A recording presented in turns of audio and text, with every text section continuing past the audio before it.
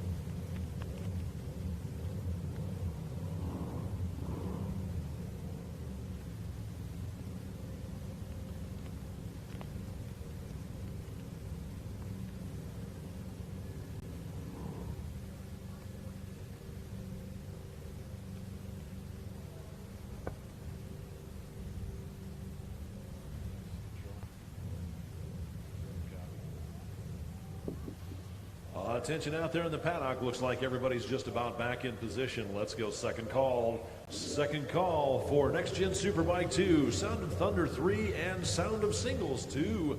You guys will be up here in just a moment. Again, it's second call. Second call for race number 6. Next Gen Superbike 2, Sound of Thunder 3, and Sound of Singles 2. It's second call for race number 6.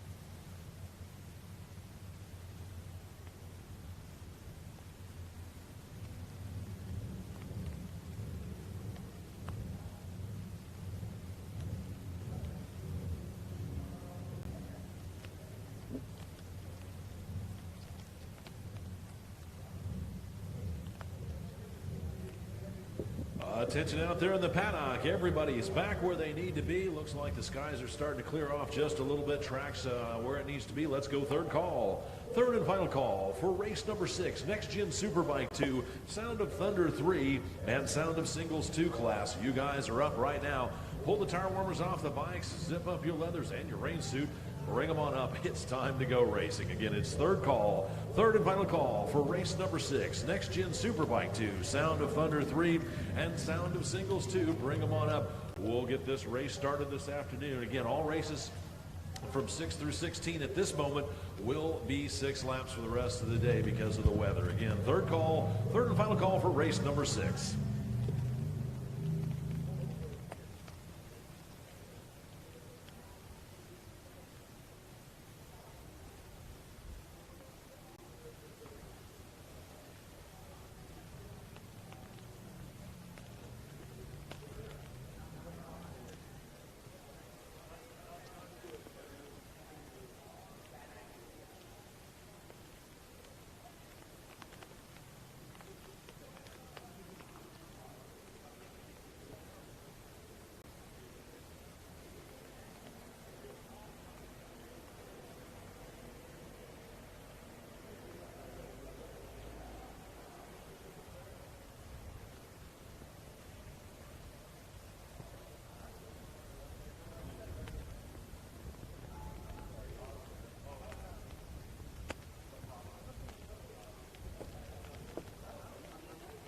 Once again, it's third call, third and final call for race number 6. Bring them on up. The track is now yours. Again, it's third call, third and final call for race number 6.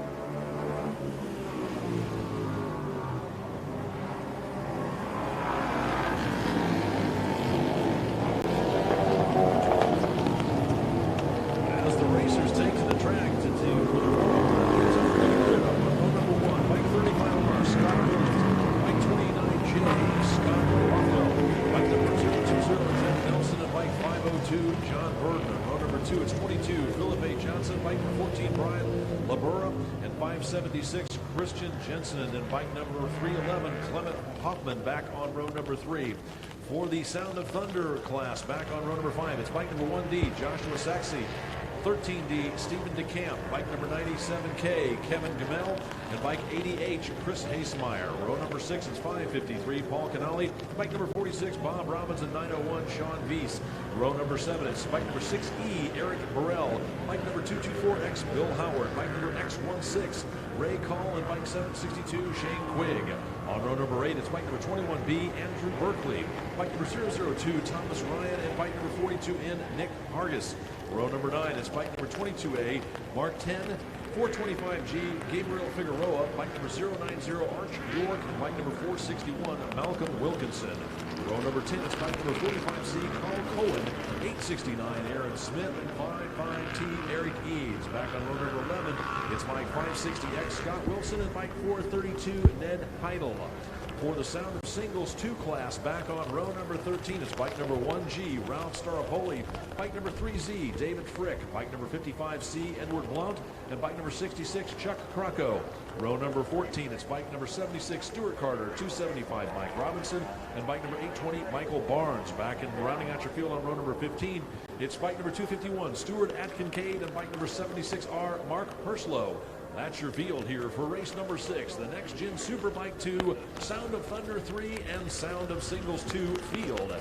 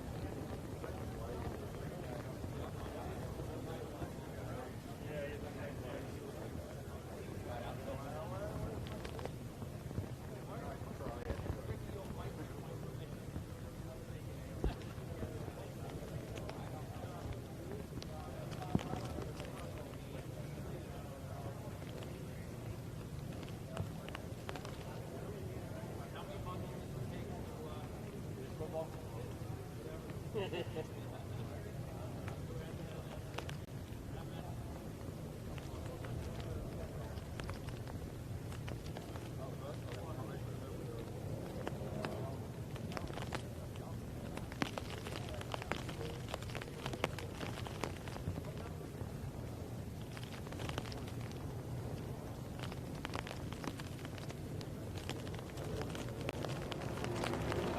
the green flag waves, it looks like bike number 22, Joshua Burton gets the jump on the field, but here comes a hard-charging bike number 22, Philip Jackson, to lead through turn number 1. He was starting back there in row number 2 of the 3 bikes up front that answered the call. Here comes the massive second wave. It's bike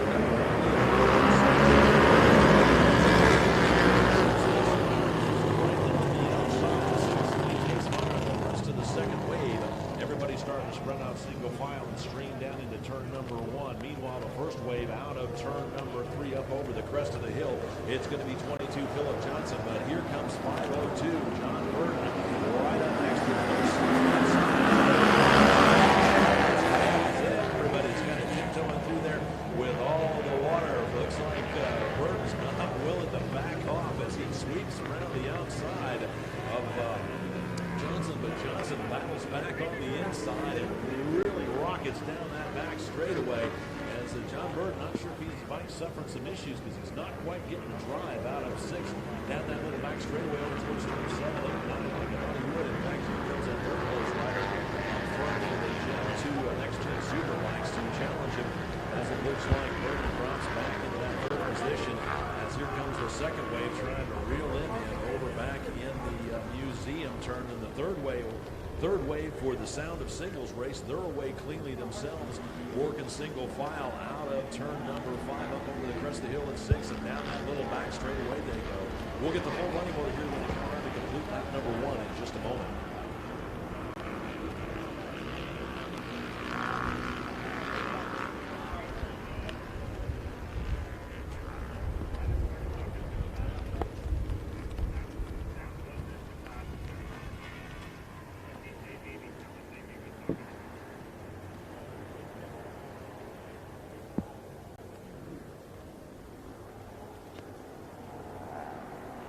Race leaders working their way around the back through turns 14, 15, 16, 17. Here comes the leader out onto the front straightaway to lead lap number 1. It is going to be bike number 22, Philip Johnson, out there with about a half a front straightaway lead over bike number 1D, Joshua Saxey, back there in second. And my third place rider was Mr. Round 4 was bike number 80, Chris Hasemeyer. He's coming on strong.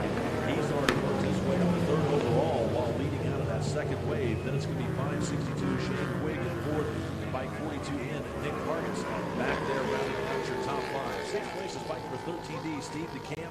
Seventh overall right now is 002 Thomas Ryan. Eighth overall is 21B Anthony Berkeley. Ninth is 020 Jeff Nelson. And rounding out your top 10 is 425 Gabriel Figueroa. That's looks like Philip Johnson still leading. Bike number 1D, Joshua Saxey. Saxey's trying to make a challenge on Johnson for the lead.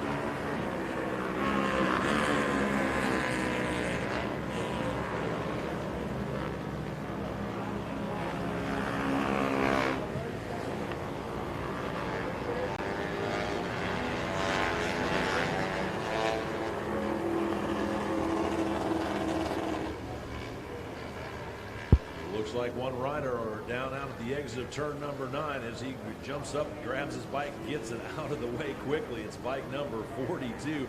Looks like the bike might have still been running just a little bit. We'll be seeing if he can get himself turned around and walk back in as the rest of the field working their way here on lap number 2 here of a very wet racetrack.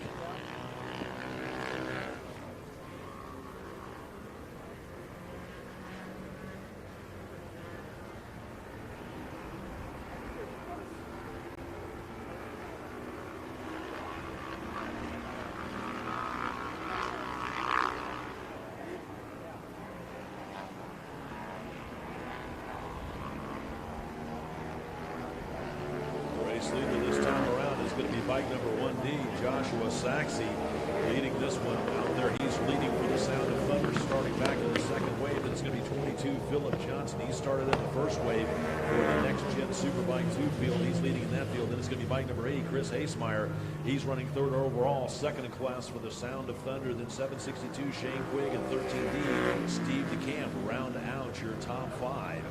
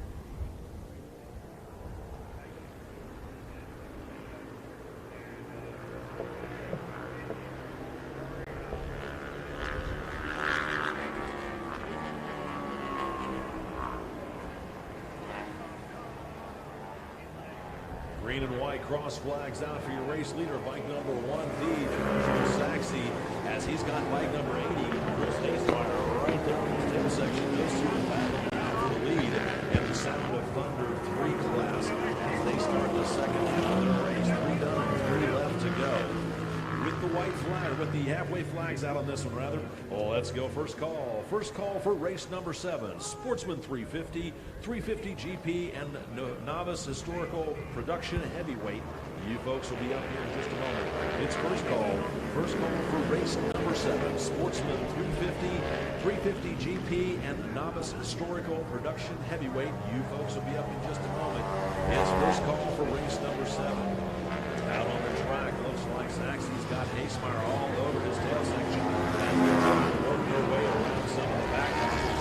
Looks like Saxe wasn't able to do anything with it as Hasemeyer was able to still hold right onto his tail section as they work their way around the back markers over in the turns 5 and 6 area. Now they're back over into the museum turns. Looks like they've got pretty much free and clear track ahead of them as they're out of turn number 9 up the hill towards turn number 10 here in the second half of the race. Looking back on through the field, bike for 13D, Steve DeCamp is back there running in a top 3 overall. Then 22, Philip Johnson, he's in fourth. He's leading for the Next Gen Superbike class. Running out your top 5 is 762, Shane Quigg. Back in the 6th place position, we find 002, Thomas Ryan back there. 7th overall right now is 425G, Gabriel Figueroa. 8th at the moment is 21B, Andrew Berkeley. 9th is bike number X16, K. Cole. Top 10 is bike number 090, Arch York. As those guys are all seeing the halfway flag starting the second half of their race. Meanwhile, bike number 1D, Joshua Saxe, continues to lead bike number 80H, Chris Hasemeyer, with the thinnest of margins as they work their way out of turn number 16 onto 17 on the front straightaway. It looks like that last lap that Hasemeyer got tangled up with some of the back markers. Saxe's got a little bit of breathing room. There's 13, Steve DeCamp, right on Hasemeyer's tail section. So looks like lap traffic starting to shape up a battle here for second between Hasemeyer and DeCamp. As Saxe's got a little bit of breathing room out of turn number 2 up over the crest of hill of 3 and down that little back straightaway towards turns number 4 and 5. Looks like Hasemeyer gets a good drive. Actually, no, it's actually Steve DeCamp up there into second place as bike number 88. Chris Hasemeyer drops back a position, so Steve DeCamp on bike 13D heavily on the gas now, sets his sights trying to reel in Joshua Saxey on bike number 1D with bike number 80. Back there, solid in third. Still bike number 762, Shane Quigg in fourth. And 002, Thomas Ryan rounding out your top 5. As Saxey continues to push hard through turns 7, 8, and 9, dropping down into the museum turns with 13, Steve McCann trying to lose it in closing laps.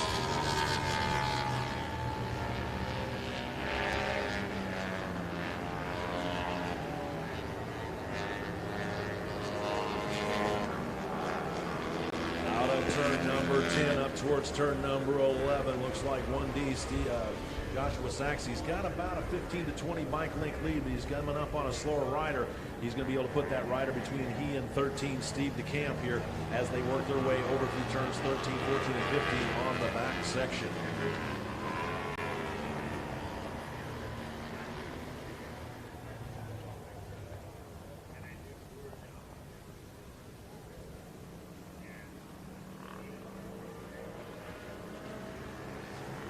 Race leader out of turn number 17 onto the front straightaway. It's going to be 1D Joshua Saxey, or rather, 1D, and then 13D Stephen DeCamp right there in striking distance as the white flag flies.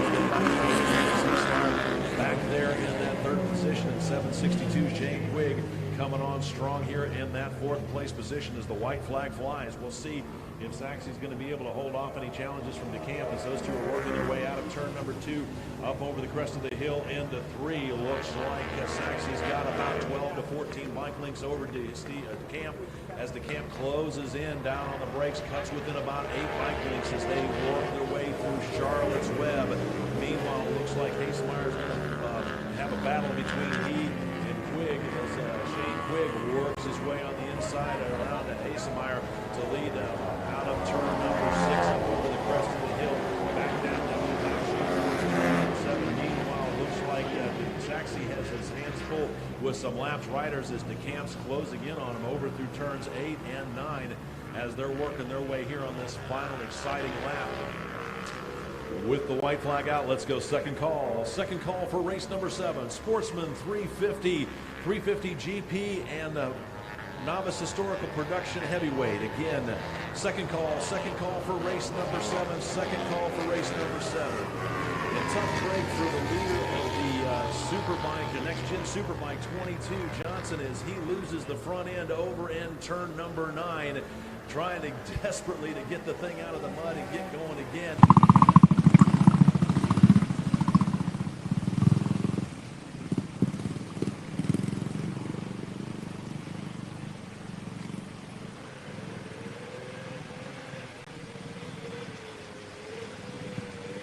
It looks like it's going to be 1D.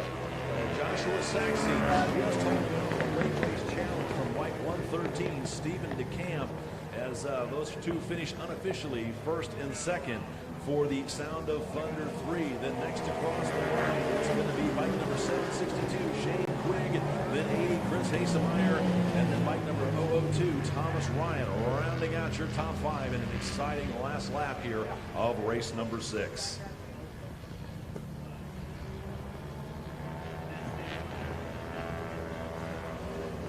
Looking back through the grid sheets, it looks like bike number 762, Shane Quigg, made the move in the last lap and put himself on the podium unofficially for the Sound of Thunder. Taking an unofficial third out there.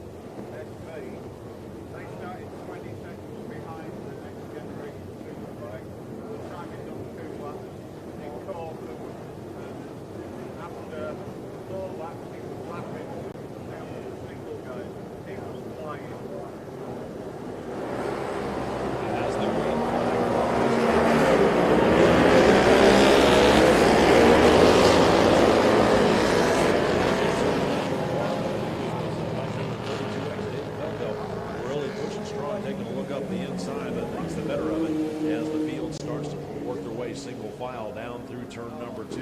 Looks like the rain has moved back in and is starting to pick back up once again as the field works their way through turn number 2, up over the crest of the hill through turn number 3 here in just a moment.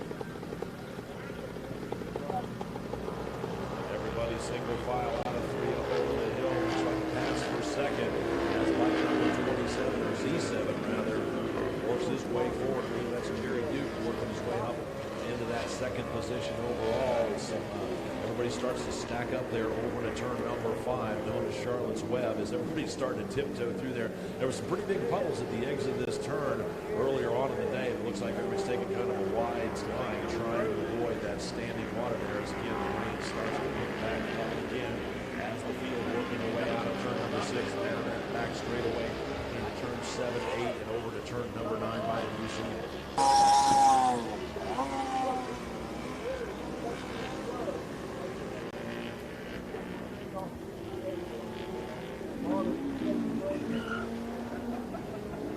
Race leaders through turn number 9. One rider getting a little out of shape, got both feet down, but it manages to keep it up on 2 wheels.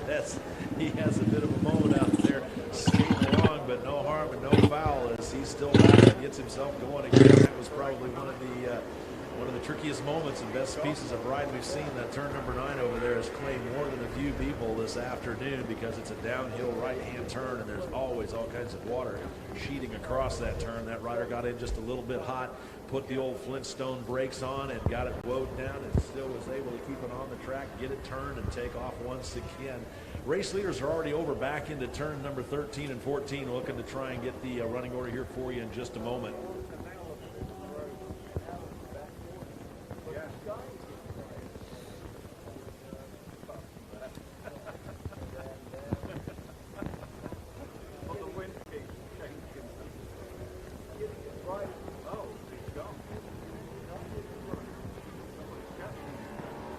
Here come your race leaders out of turn number 17. Here at the line up front, it's going to be bike number C7, Jerry Duke out of the lead. Get bike number 62, Eric Cook. Looks like Scott Turner, bike number 1P, has an off-track excursion over there in the turns number 10 area. That turn has been very treacherous all day today with standing puddles of water, and it's claimed more than one rider. Actually, I think he's over turn number 13. He's up and moving. That's good to see. They're pushing his bike off, but a tough break for Scott Turner. Early on. So looking back down through the field on bike number 7, David Roper. Back there, he's running 3rd overall, 2nd in class for the 350 GP. Then 79R Chris Light. Looks like this is running 3rd in class for the 350 GP and rounding out the top 5. It's 125S. Bucky Sexton. Then it's going to be bike number 087, Lloyd Mason. 7th overall right now is 22, Tim Terrell. I believe he's leading, though he's running 2nd in class to Lloyd Mason. So Mason leading for the novice heavyweight production bikes. And then Tim Terrell back there running 2nd for the novice heavyweight production bikes. And then it's going to be bike number 15G, Shane Gilmore. He's running 3rd in class, 8th overall. Then 54, Jason Roberts back there in 9th, and 700, Cameron Crockett rounding out your top 10. As bike number Z7, Jerry Duke for the 350 GP shows the rest of the field the fast way around the track.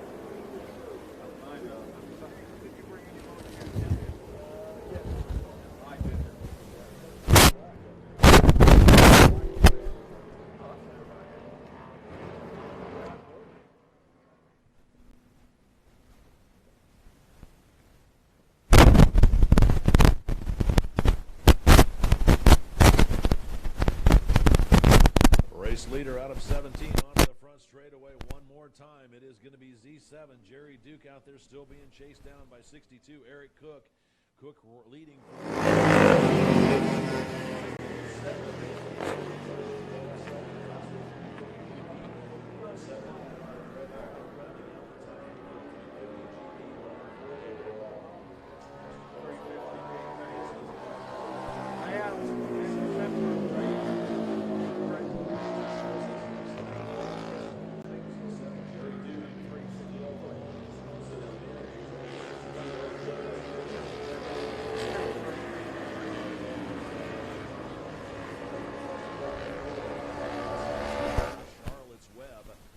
Number 5 over there with bike number 7, David Roper in tow.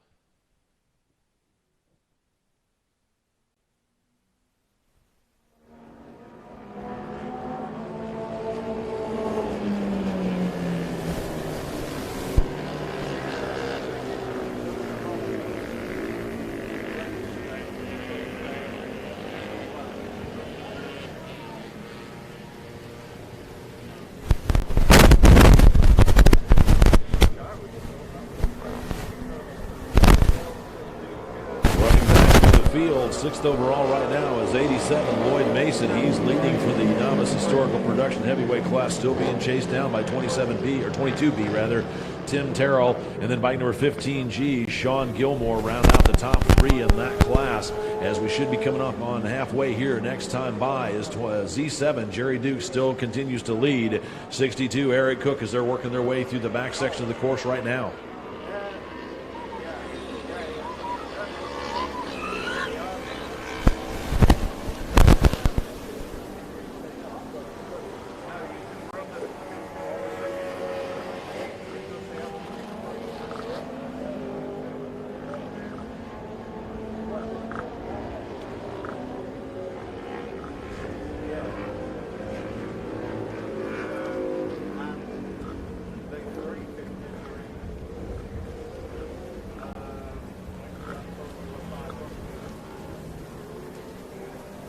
Race leaders out of turn number 17 one more time. Starter has the green and white flags in hand, letting them know they've got 3 done and 3 left to go. It's still Z7, Jerry Burt leading 62, Eric Cook. Both of them running first in class for 350 GP and Sportsman 350 respectively. Then Dave Roper and bike number 79R, Craig Light, right there running second and third respectively for the 350 GP class as they see that they've got 3 done and 3 left to go, starting their second half. With the halfway flags out on this one, let's go first call. First call for our next race of the afternoon. Race number 8, Vintage Superbike Heavyweight, Formula 750, the Thruxton Cup Challenge, FL Extreme, and Formula Lightning. You guys are going to be up here in just a little bit. It is first call. First call for race number 8, Vintage Superbike Heavyweight, Formula 750, the Thruxton Cup, FL Extreme, and Formula Lightning. You folks will be up here in just a moment. First call for race number 8.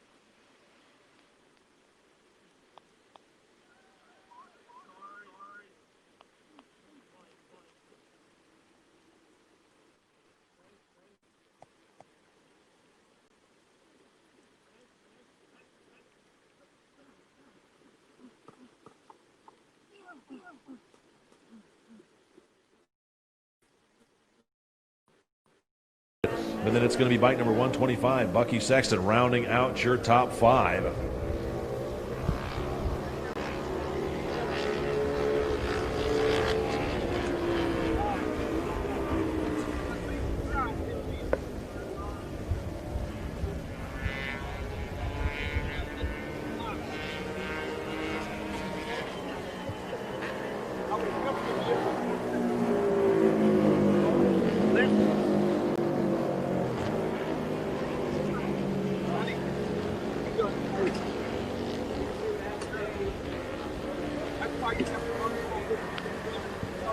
Looks like bike number 87, Lloyd Mason, out there still holding on to the lead for the novice historical production heavyweight class. As looks like bike number 7, that would be Dave Roper, suffering a mechanical issue over back in turn number 4, right up here at the top of the hill.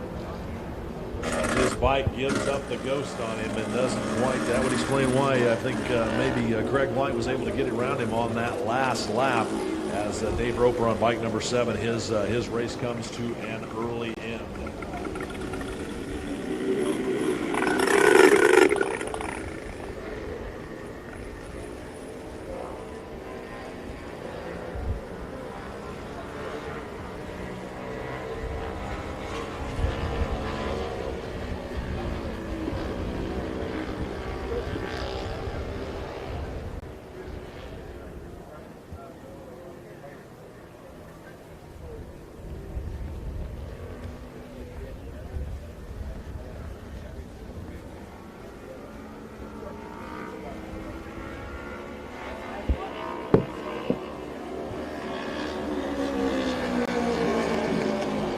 Flag out for your race leader, bike number Z7, Jerry Duke, letting him know he's on his last lap, and it's going to be bike number 62, Eric Cook, who managed to chip away a little bit at the lead that Duke has as those two dive down into turn number 1 here, over to turn number 2 on their final lap. Then the third place position, second in class, is going to be bike number 79R, Craig Light. He's holding on to second for the 350 GP class, and we've got our lap rider coming across the start-finish line. Still looking back up to see who's going to be back here in fourth. It'll probably be 125, Bucky Sexton. He was way back, but still soldiering on as he was holding on that fourth place position. Meanwhile, race leaders work their way over the crest of the hill down to the braking zone into turn number 5. Duke continues to still lead Cook as Duke gets cleanly past the back marker. Looks like Cook gets checked up just a little bit of it, thinks the better of it now, gingerly working around that back marker as they crest the hill over to turn number 6 and then back down that little straightaway towards turns number 7, 8, and 9 here on their final lap.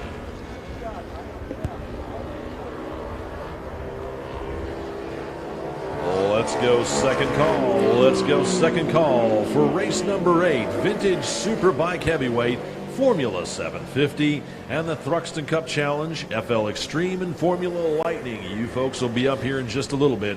It's second call for race number 8, Vintage Superbike Heavyweight Formula 750, the Thruxton Cup Challenge, FL Extreme and Formula Lightning. You folks will be up here in just a moment. It's second call for race number 8.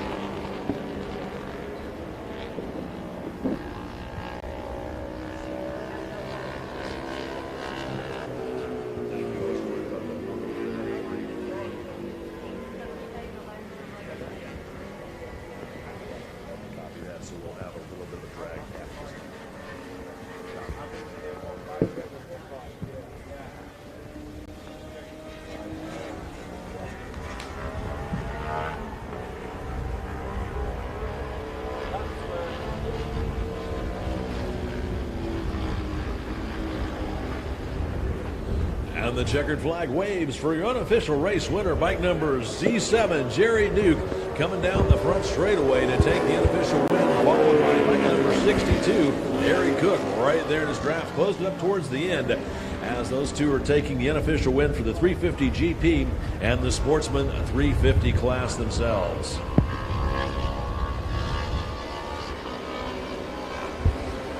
Next across the line, it's bike number 79R, Craig White, taking the unofficial second out there for the Sportsman 350 GP class. Turn 10. Yeah.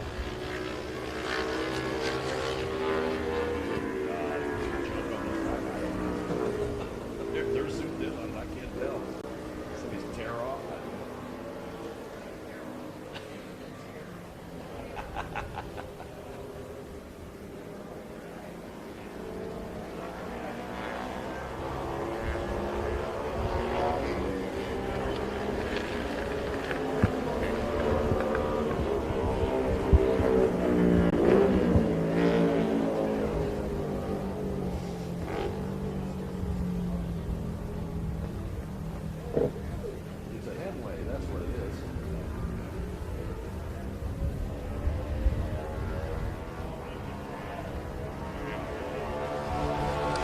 With the checkered flag on this one, let's go third call. Third and final call for race number 8. Vintage Superbike Heavyweight Formula 750, the Thruxton Cup Challenge, FL Extreme, and Formula Lightning. You folks are all up right now. Again, it's third call.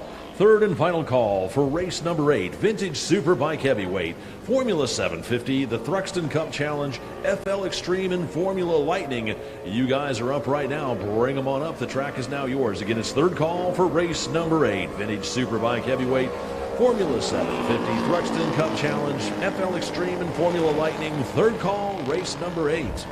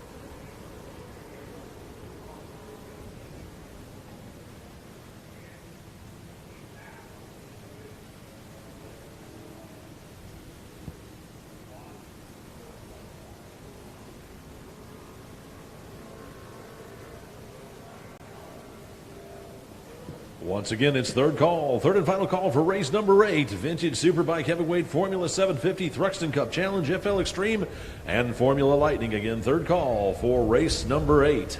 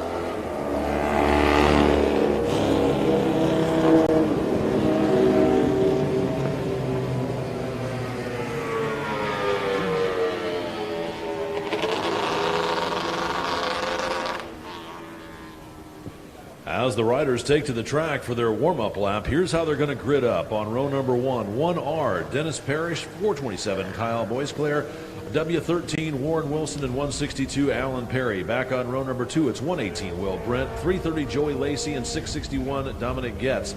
Row number 3, it's 117, David Crusoe, 32Q, Dale Quarterly, and 605, Rudy Saxinger. We're back for the Formula 750 field on row number 5. It's going to be 1E, Mark Morrow, 42N, Nick Hargis. Bike number 20, Brad Phillips, and bike number 5S, Mark Morrison. Back on row number 6, it's bike number 17, Kenny Cummins, X72, Edward Marna, and bike number 929, Jim Henshaw. For the Thruxton Cup Challenge, back on row number 8, it's going to be 1T, Clint Austin, 09, Eugene Casario, 553, Paul Canali, and bike number 66, Chuck Crocco.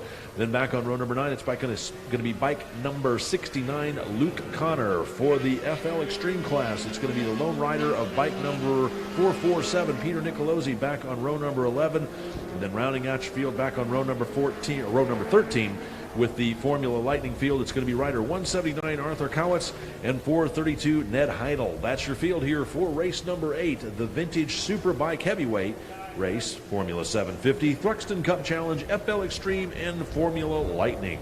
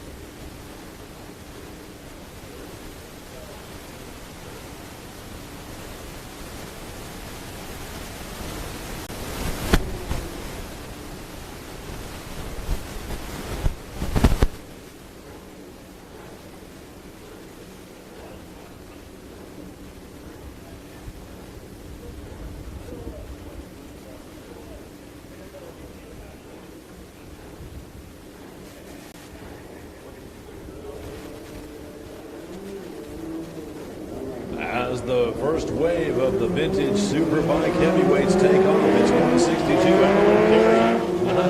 Not afraid of anything as he rockets off the start-finish line, leading the field down in through turn number 1. And it looks like it's going to be 13 Warren Wild and the rest of the field working their way on through. Here comes your second wave. Looks like bike number 1, Mark Morrow, out there for the Formula 7. Off of the second wave.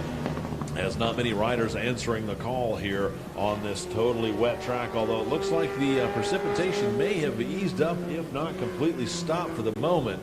Looking here at the weather radar, it looks like a lot of the precipitation is finally drifting to the east of us, so hopefully rain has stopped for a while. Not sure how long it'll take to get a dry track, but at least the heavy stuff has stopped for the moment as bike number 162, Alan Perry, wasting no time taking off for the rest of the field. And it's going to be the 13, Warren Wilson, and then a battle shaping up for that third place position for the other riders. I think Joey Lacey's out there along with, I think it's Kyle Boisclair. Those two are duking it out for that third place position as they crest the hill over to turn number 6, down that little back straightaway towards turn 7, 8, and 9. As Mark Morrow out front for the Formula 750 class. The rest of the field all working their way through turns number 5 and 6 down that back straightaway. We'll get the full running order here for you in just a moment when they complete lap number 1.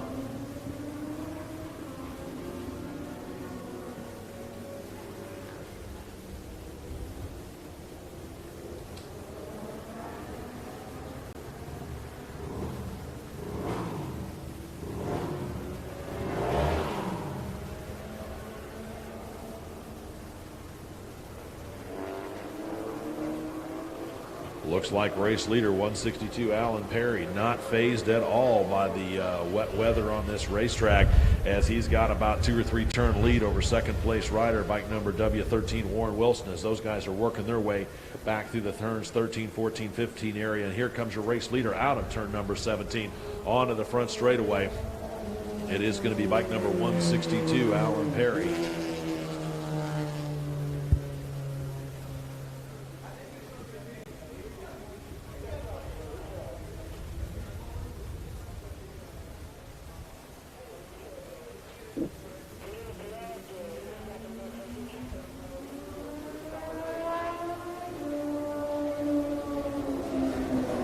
Second place rider, bike number W13, Warren Wilson, as he crosses the start-finish line. This will be bike number 1T, Clint Austin.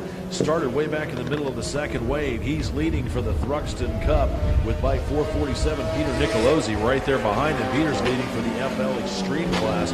Looks like 162 Alan Perry was shown the meatball flag that last lap by. I guess that's one of the reasons he's got such a good lead, is they thought he jumped the start, so he's going to have to come in and serve a stop-and-go penalty here this next time by. But as I said, he's got a fairly substantial lead over that second-place rider, as here comes a hard-charging 1T Clint Austin as he works his way past Warren Wilson.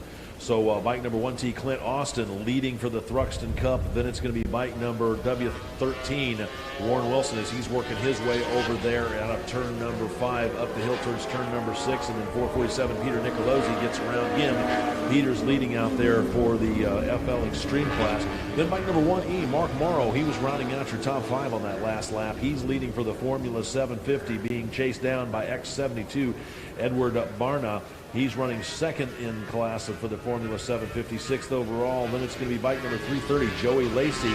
That rounds out your third place position for the Vintage Superbike Heavyweight. He's got 427, Kyle Boisclair right behind him. Kyle back there at 8th. 9th belongs to the 09 Eugene Casario. He's running second in class for the Thruxtons. And then bike number 5S, Martin Morrison, rounding out your top 10, running out there in the Formula 750 class.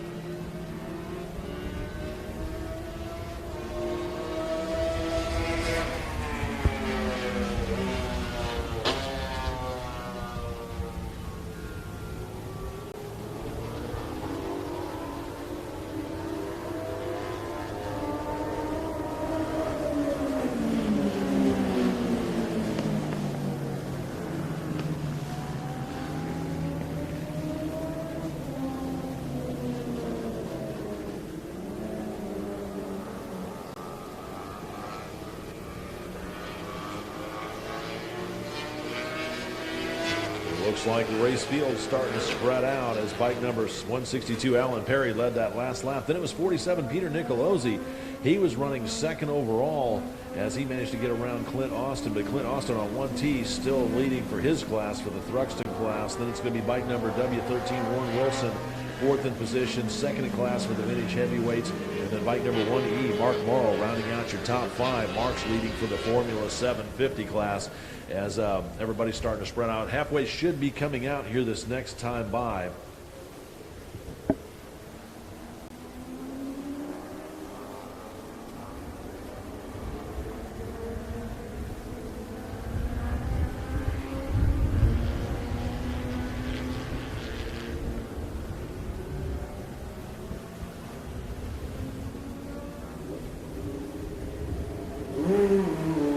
Bike number 162, Alan Perry, coming down the start down top pit lane to serve his stop and go penalty as he does make the stop and then gets sent out once again.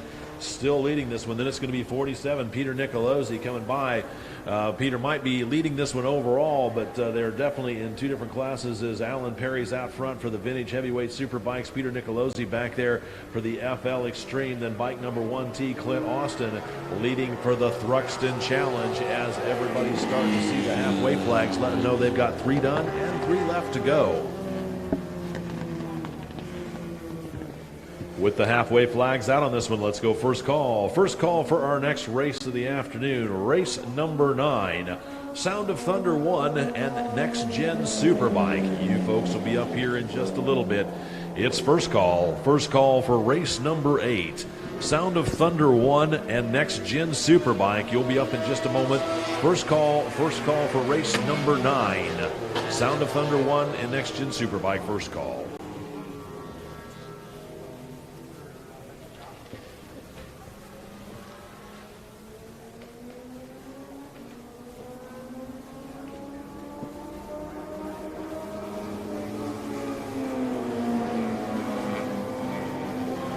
Looks like that last lap, 427, Kyle Boisclair decided to pull the trigger as he worked his way around Joey Lacey, so put Boisclair up on the podium for the vintage heavyweight superbike. Meanwhile, bike number 1E, Mark Morrow, still getting the better of his battle with bike number X72, Edward Barna. Morrow leading for the Formula 750 with Barna right there behind him in second for the Formula 750.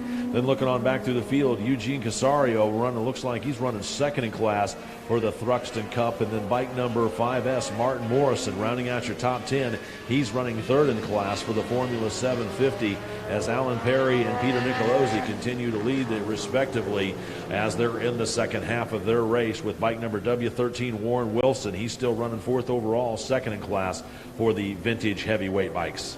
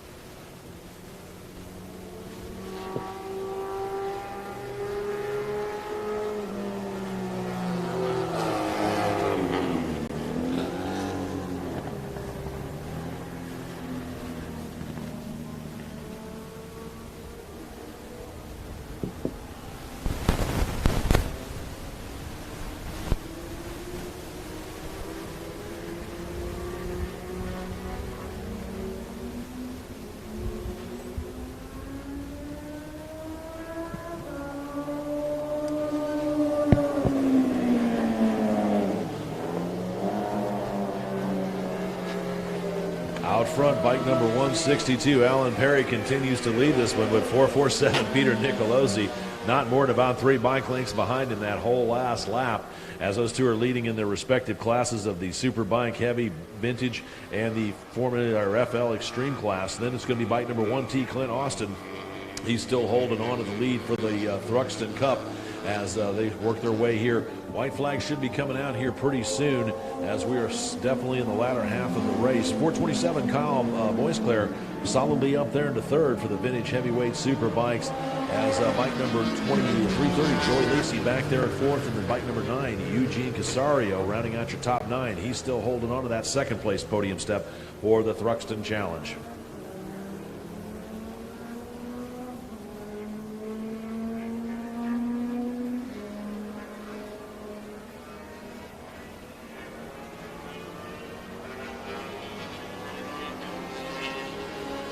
White flag out now for 447 Peter Nicolosi as he works his way around in front of Alan Perry. They're both still again running respectively first in their class as they start their final lap. Looks like they might come up on some of the slower traffic here this next lap. We'll see how that plays out. Hopefully they can get by him cleanly, as we're still waiting for our next rider, bike number 1T, Clint Austin. He's working his way back over through the back section, waiting for him to come onto the front straightaway in just a moment, as he's still leading for the Thruxton Cup Challenge.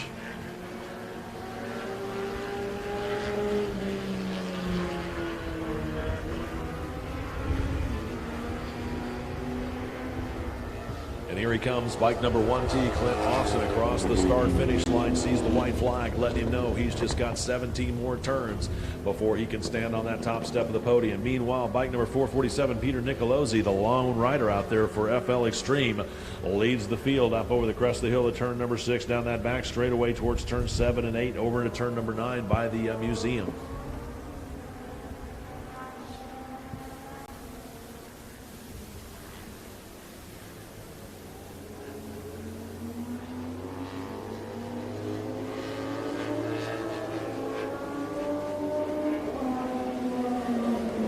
Second place in class, W13, Warren Wilson starts across the start-finish line, across the start-finish line on his last lap, still being chased down by bike number 1E, Mark Morrow. He's leading for the Formula 750, and then it's going to be X72, Edward Barna, running 7th overall, or 6th overall.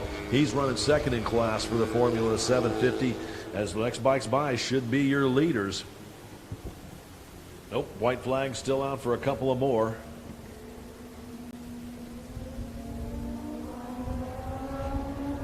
As here comes your third place heavyweight rider out there for the Superbikes, starting his final lap, 427, Kyle Moisclair. Then it's going to be bike number 09, Eugene Casario. He's running second in class for the Thruxton Cup Challenge. And here's the unofficial winner out there, 447, Peter Nicolosi taking the checker. Then it's going to be 330, Lacey. He comes home fourth for this heavyweight Superbikes. And then the unofficial winner for the heavyweight Superbikes, bike number 162, Alan Perry, coming home second overall, but first in class.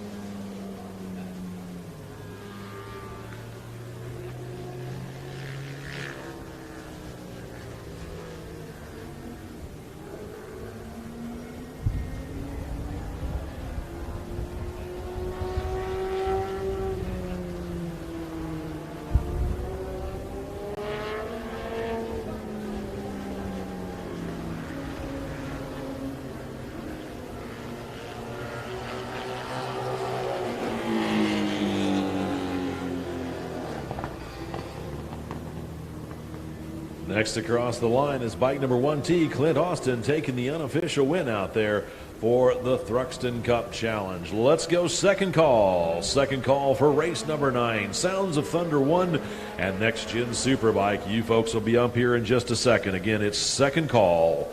Second call, Sound of Thunder 1 and Next Gen Superbike. You'll be up in just a moment. Second call for race number 9, Sound of Thunder and Next Gen Superbike. Second call.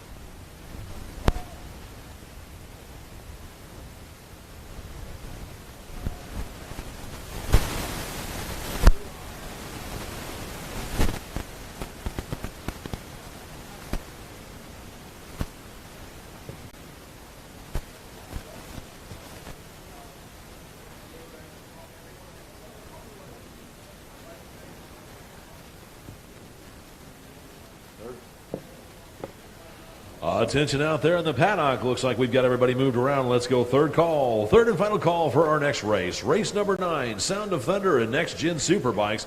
You folks are up right now. If you want to bring them on up, the track is now yours. Again, it's third call. Third and final call for Sound of Thunder 1 and Next Gen Superbike. You folks are up right now. Third call for race number 1. Race number 9, rather. Race number 9, Sound of Thunder and Next Gen Superbikes. Third call for race number 9.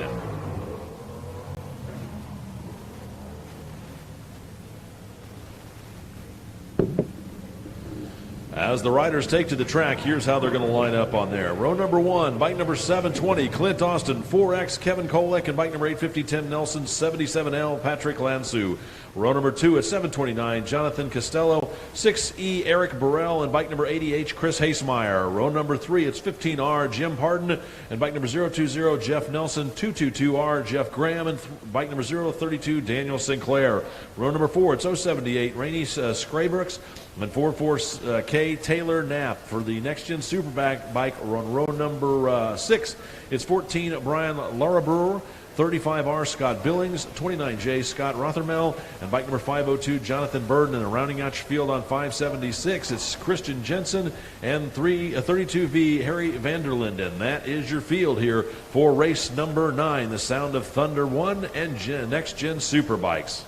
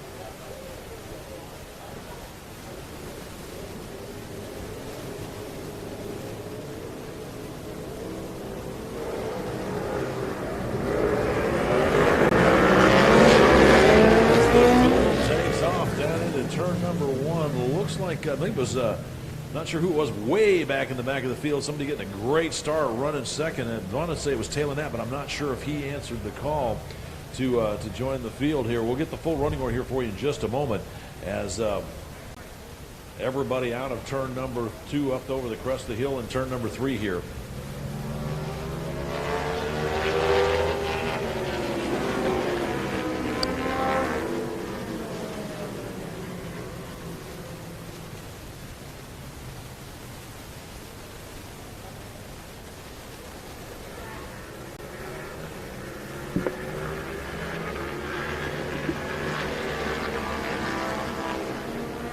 Looks like top 3 riders breaking away from the rest of the field as they work up over the crest of the hill at turn number 6, way down that back straightaway, driving into turn 7, 8, and 9 as we're waiting for them to come back around to complete lap number 1 here in just a moment.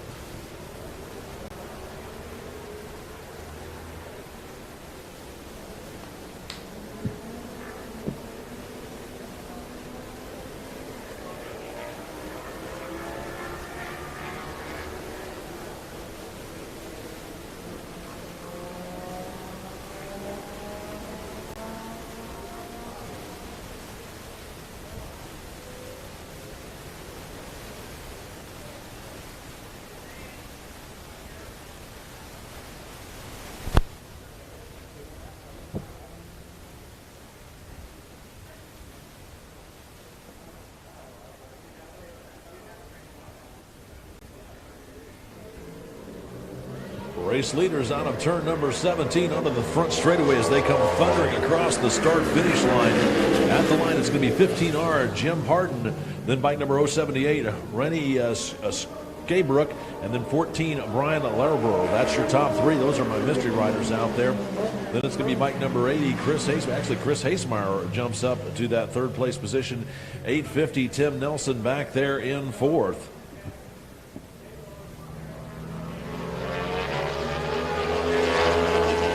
Happened to my race monitor.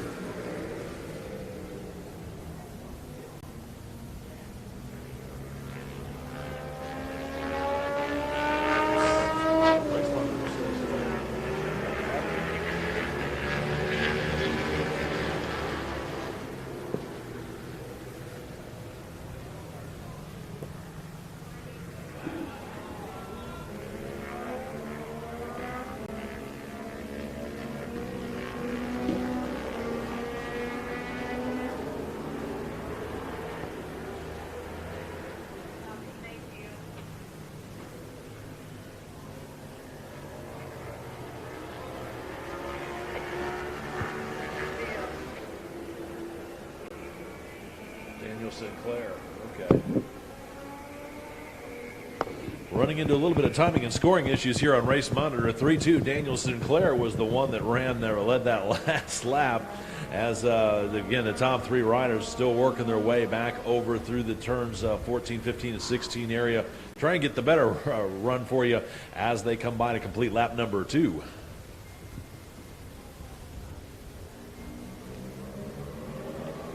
Here they come onto the front straightaway. A bit of a change lead out there this time as it's bike 15R, then bike number 78, and then 32, Daniel Sinclair. That rounds out their top 3. 78 being Rennie Scraybrook.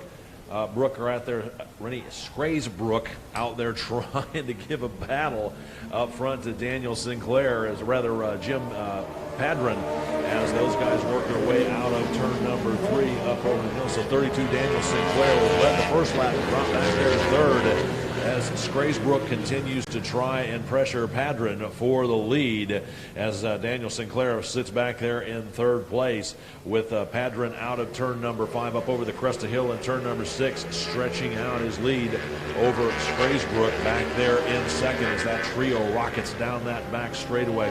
Looks like that 4th place position right now belongs to bike number 80, Chris Hasemeyer, with 850, Tim Nelson rounding out your top 5.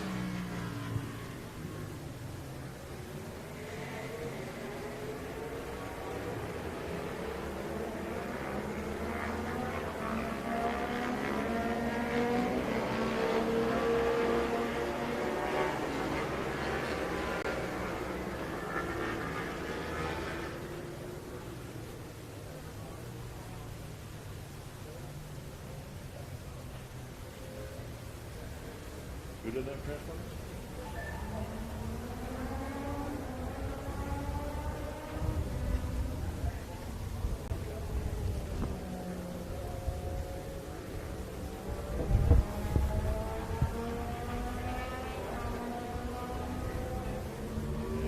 Race leader one more time out of turn number 17. It looks like Jim Padron, or rather that time it's Rennie Scraysbrook out in front. Then it's going to be Jim Padron back there on 15R. Then 32, Daniel Sinclair. Is a little bit of a gap starting to spread out between those two as Rennie getting comfortable with this wet track as he leads, looks like Padron and Sinclair working their way out of turn number 3 up over the crest of the hill. Scraysbrook has about 10 to 12 bike lengths over second place rider Padron, and about a full front straightaway lead back between Padron and Sinclair. And then a battle between Tim Nelson and Chris Hasemeyer. Hasemeyer holding on to that lead out there for the next gen Superbikes, I believe. And then actually Chris is up running with the sound of thunder, as is Tim Nelson. So those two are battling it out for fourth as they start their next lap.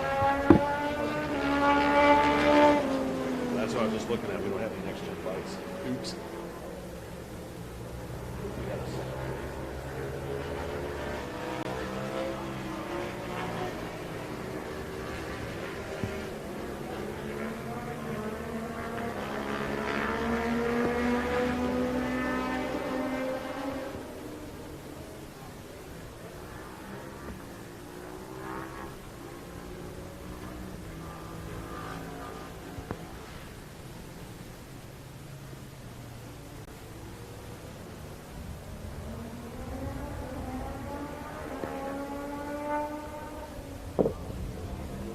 Race leader, bike number 78, Rennie Scraysbrook, out of turn number 17, tucked in behind that pair once again across the start-finish line.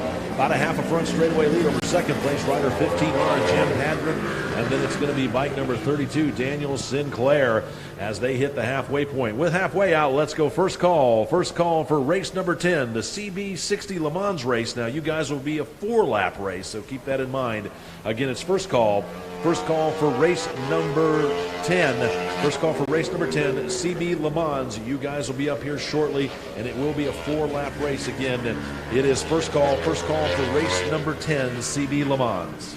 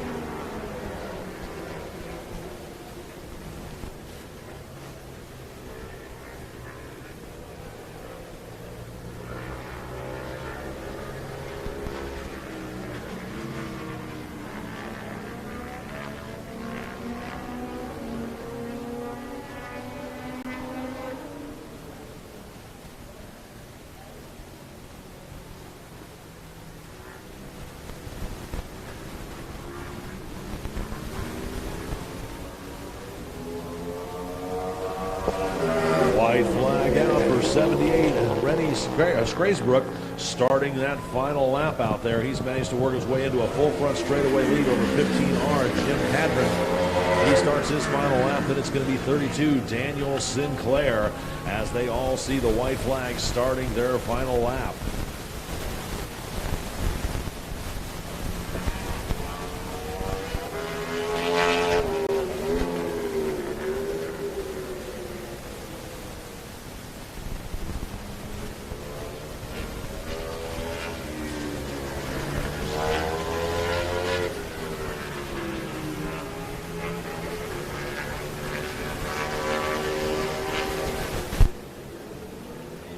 Next across the line, looks like it's going to be bike number 80, Chris Hasemeyer, as he works his way across the start-finish line to start the final lap, still being chased down by 850 Tim Nelson. That's your 4th and 5th place position, respectively. Meanwhile, out front, over in the museum area, bike number 78, Rennie Scraesbrook, continues to lead. 15R, Jim Padron, and 32, Daniel Sinclair on this final lap.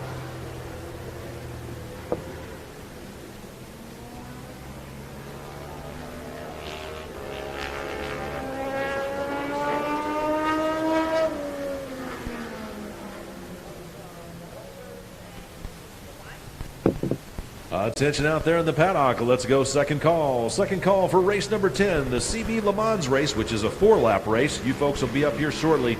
It's second call. Second call for race number 10, CB Le Mans race, which is a 4-lap race. You guys will be up shortly. Second call for race number 10.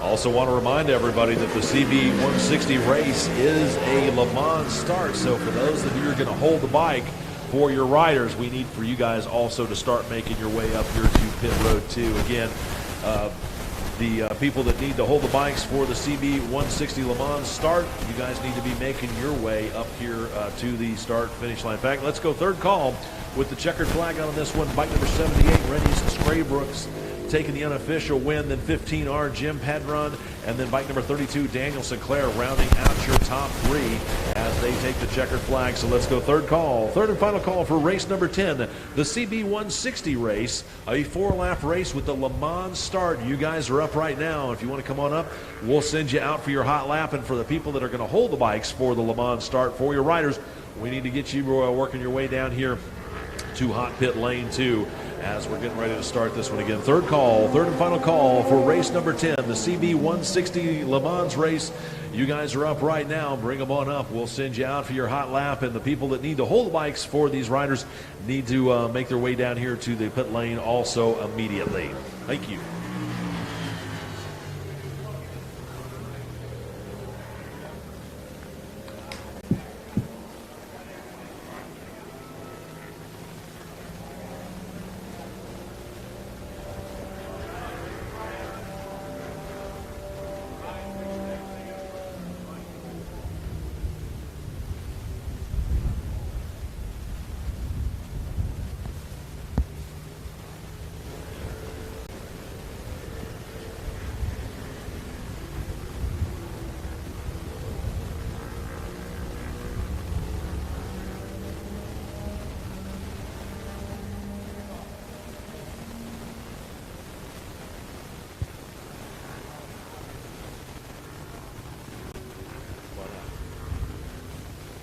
Once again, it's third call, third and final call for race number 10, the CB 160 race. You folks are up right now. Bring them on up. The track is now yours. Again, third call, third and final call for race number 10, the CB 160 Le Mans race. You folks are up right now. Remember, this is a 4-lap race, and it will be a Le Mans start. So this is going to be really interesting to watch how this goes. For those of you who haven't seen a Le Mans start, the bikes are on one side of the track, the riders are on the other. When they throw the green flag, the riders run across, hop on the bikes, and take off down the road. So it's going to be very interesting to see the Le Mans start. Looks like we've got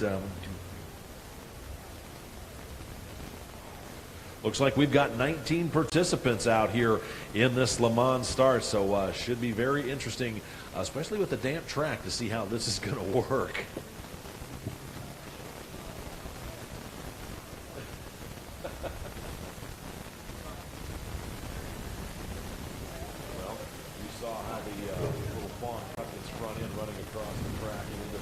Traps over at 11. It'll be probably similar to that.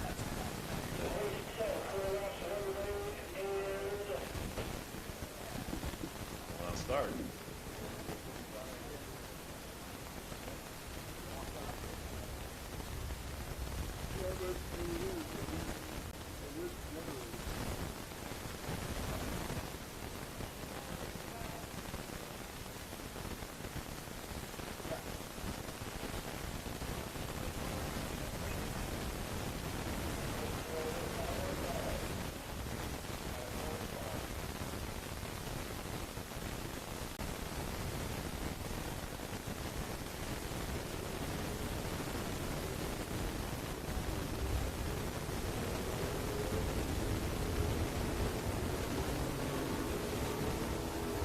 As the riders take to the track, here's how they're going to grid up out there after their warm-up lap. Out front, bike number 1C, Greg Levicki. Second place is going to be 123, Jonas Stein. Third place is going to be your third row. It's going to be 294, Jonathan Scales, John Scales. Row 4 is 215, Stuart Sanders. Row 5 is 357, Joe Corey. Row number 6, it's bike number 14, Brian Loeffler. Row number 7, it's bike number 27X, Ross Tuffy. Row number 8, it's bike number 022, Cindy McLean. Row number 9, it's bike 270, Rob Hall. Row number 10, it's bike number 614, Mark Schaefer. Row number 11, it's bike number 4, Leah Orloff. Row number 12, it's bike 049, Danny Habermel. Row number 13, 820, Mitchell Barnes. Row number 14, 49L, Lex Robb. Row number 15, it's bike 22B, Tim Terrell. Row number 16 is 784, Christopher Acaden. Row number 17 is bike number 88, Charles Miller. Row number 18 is 41B, Jacob Trosper. And rounding out your field on row number 19, it's bike number 13K, Rod Skaggs. Well, that's your field here for the CB160X race. There's a Le Mans start with a 4-lap to be done. Hey, I got lucky this morning. I just called my car. I like this stuff.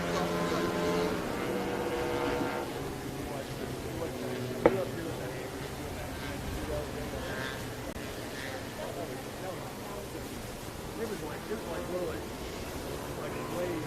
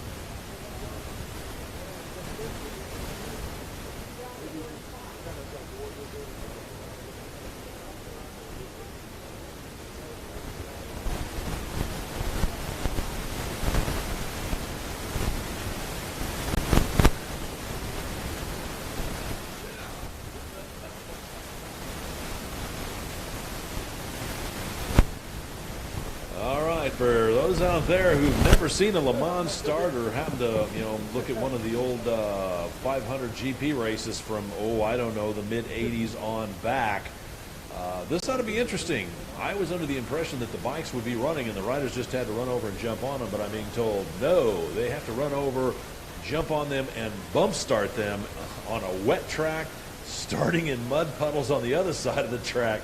This ought to be interesting.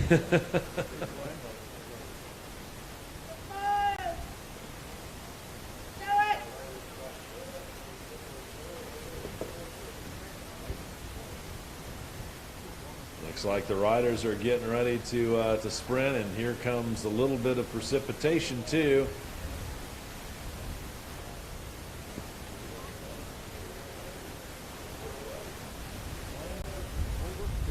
And the flag goes, the riders run across, let go of the bikes, bump them off.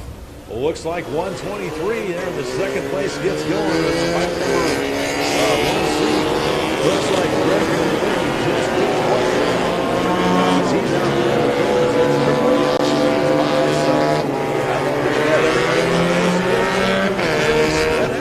So we'll see how it works as they complete lap number 1 as 123. Jonas Stein got a pretty darn good start. He gave about 2 shoves of the bike and it fired off and away he went. As they race leaders working their way down through turns number 1, 2, over to 3. Here's your race leader, bike number 123, Stein, as he's up over the crest of the hill there at 4, down into the braking zone for Charlotte's Web. Then it looks like bike number 1C, Craig Gilvicki gets himself sorted out back up there in the second as they start to pile into Charlotte's Web over there. Everybody's kind of skating around you. These are 160 bikes, only 160 cc's, but you'd be surprised how fast these little skinny tired bikes can go as everybody cleanly through Charlotte's Web up the hill and back towards the museum here on the opening lap of this 4-lap race.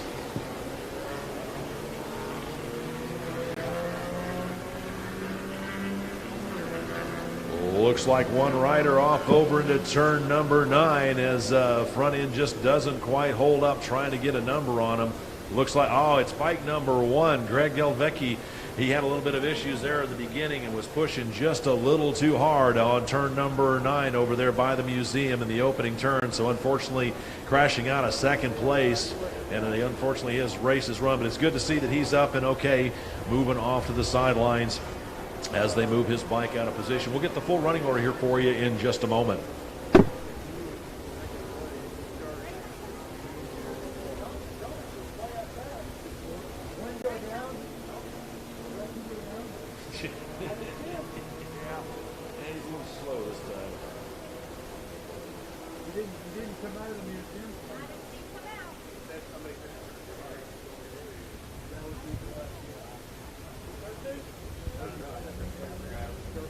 Race leader Stein out of turn number 17 onto the front straightaway to complete lap number 1. As we've got about a front straightaway lead over second place rider, which is going to be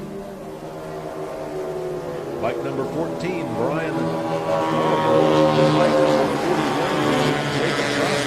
starting way back in the 18th row, way back up the start straightaway, working his way up into third overall. Then 820 Mitchell Barnes, and then bike 614 Mark Shaver, actually 784 Christopher Caden out there in that 6th place position.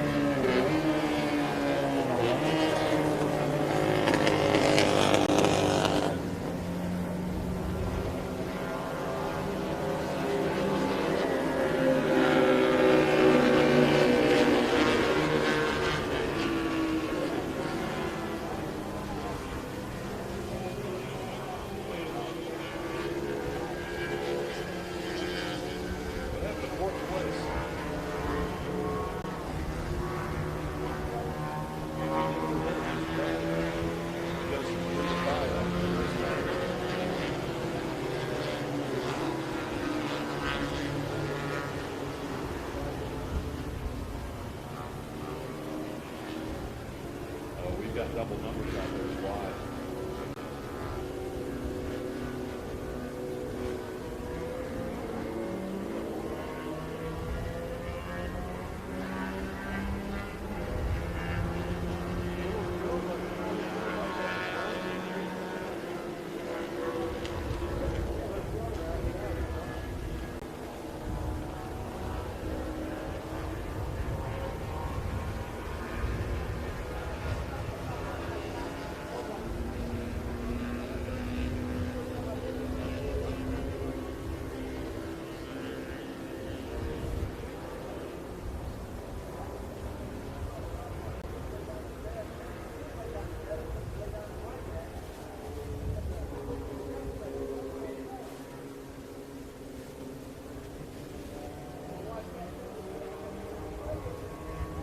Race leader, bike number 123, Jonas Stein, out of turn number 17. Seeing the green white flags, let him know he's got 2 done and 2 left to go.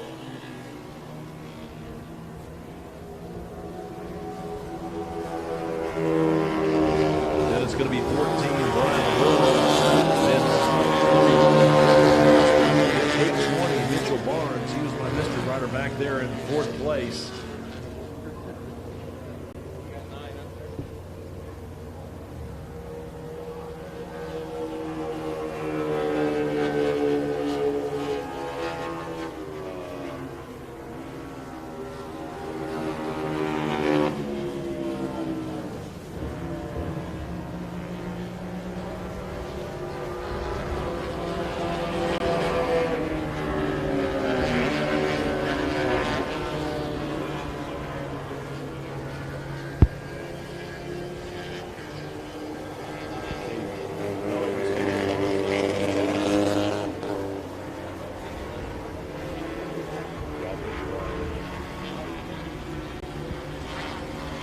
Attention out there in the paddock. Let's go first call. First call for race number 11, the Sound of Singles and Next Gen Superbike Lightweight. You folks will be up here in just a moment. Again, it's first call. First call for race number 11. First call for race number 11. Sound of Singles and Next Gen Superbike Lightweight. First call for race number 11.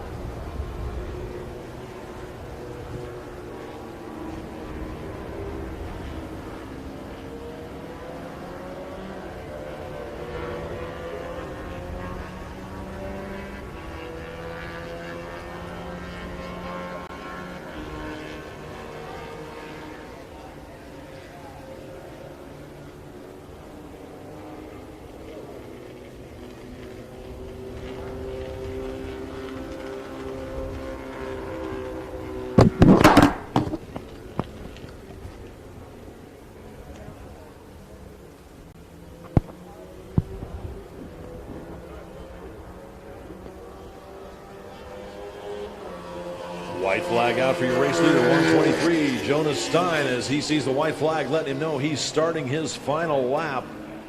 Then looking back up this way towards turn number 17, a battle for second here. Who's it going to be at the line? 14, Brian LeBrower over bike number 41.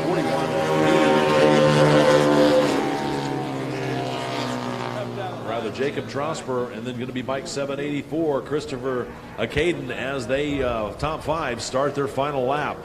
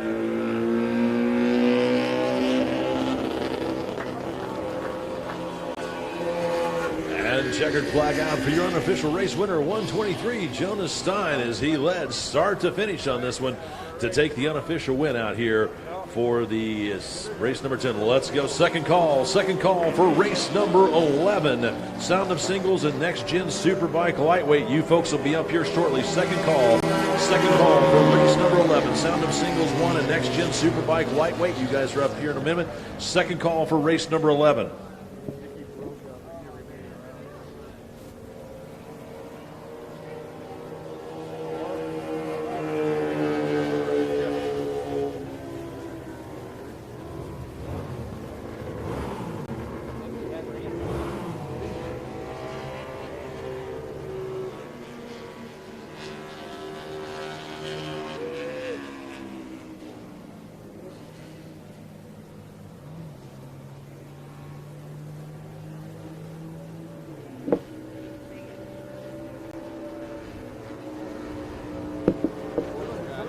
Looks like bike number 820, Mitchell Barnes, taking the unofficial second, and 41B, Jacob Trosper coming home unofficially out there in third as the checkered flag continues to wave on this event.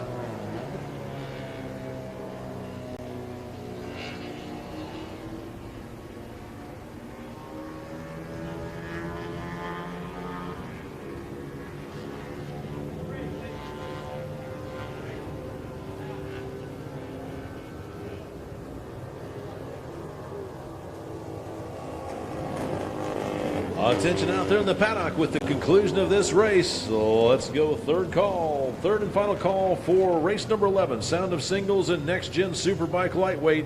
You guys are up right now. It's third call, third and final call for race number 11. Sound of Singles 1 and Next Gen Superbike Lightweight. Third call for race number 11.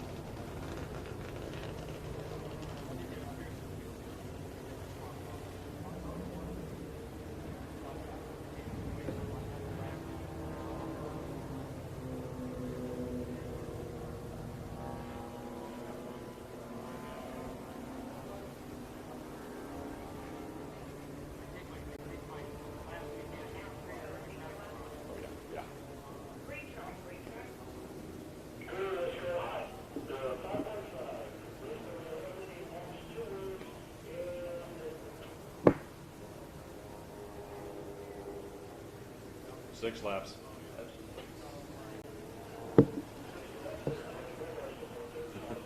Six laps. Six laps.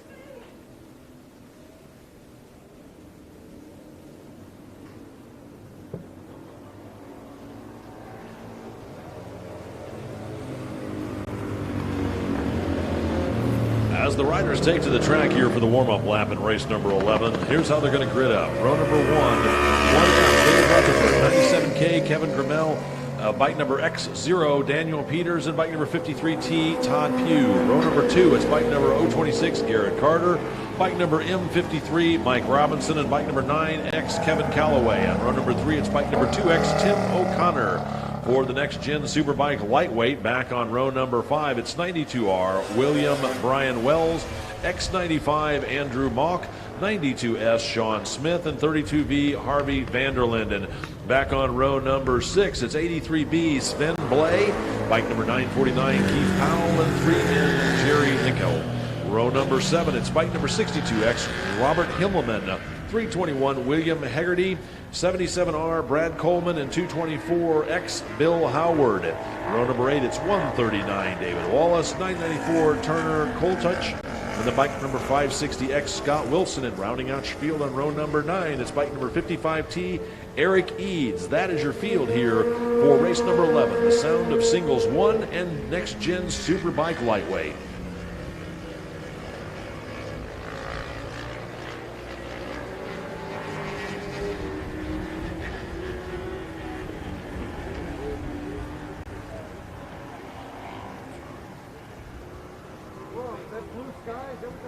Look at that. Look.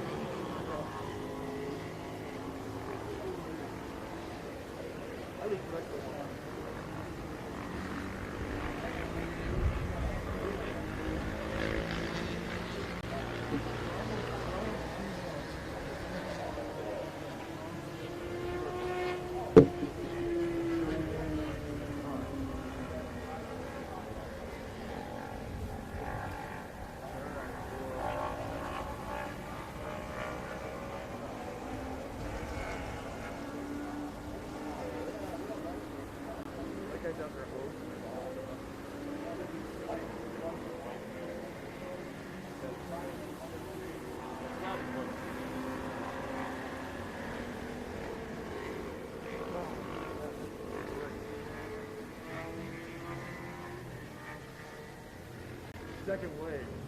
Second wave.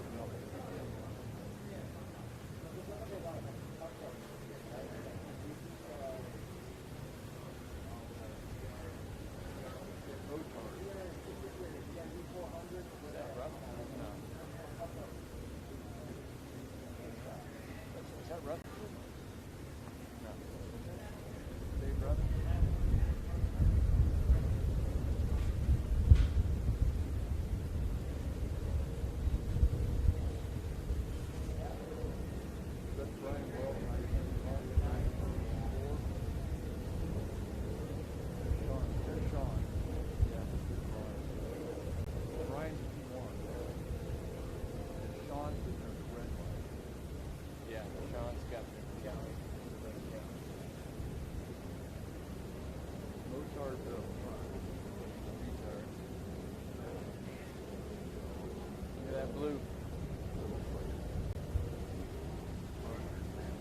Jerry. You see Jerry?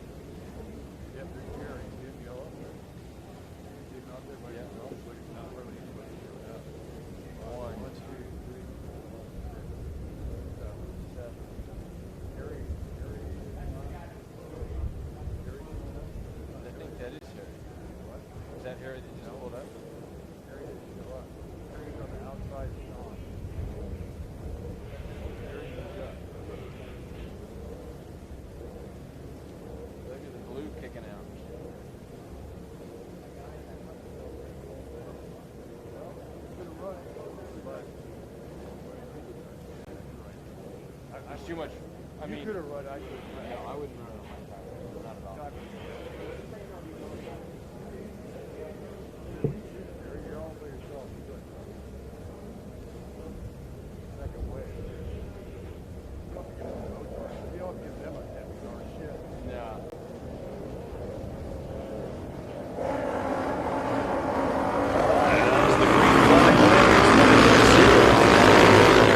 Here comes bike number 9X, Kevin Calloway, from that second row to lead the field down in through turn number 1. That looks like it's going to be 97, Kevin Grimmel, and bike number 1, David Rutherford, as they work their way out of turn number 1 over to turn number 2. Meanwhile, 95X, Andrew Walsh getting himself on the field as they take off here in the second wave for the next-gen Superbike lightweight field. Meanwhile, up front, out of turn number 3 over to the crest of the hill, it is going to be bike number 9X, Kevin Calloway, leading Daniel Peters.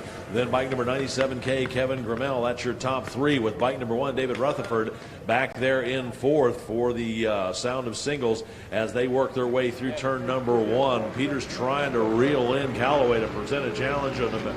Can't quite do it. They are pretty much nose to tail out of turn number 6 over the crest of the hill down into 7, and turn number 8 they go as Peters continues to stalk Calloway here in the opening lap. Meanwhile, bike number 95, Andrew Malk, putting his head down, checking out on the rest of the field for the next-gen Superbike lightweight field as they all spread out single file. Some of the back mark riders, or some of the back riders, gingerly working their way through turn number 1, or turn number 5 rather, over there, Charlotte's Web, as 95 Andrew Mullock doesn't seem to have any issues with it. Back up front for the Sound of the Singles race. Looks like Peters makes his move over there in the turn 9 area over by the museum as he leads bike number 9X, Kevin Calloway, by about 4 bike lengths as they dip and dive over through turns number 11, 12 over to 13 here on an exciting opening lap of a 6-lap race. Looks like Rutherford's bike might have given up the ghost on him as we got a slow rider over in the museum area. Can't quite get the number on it yet.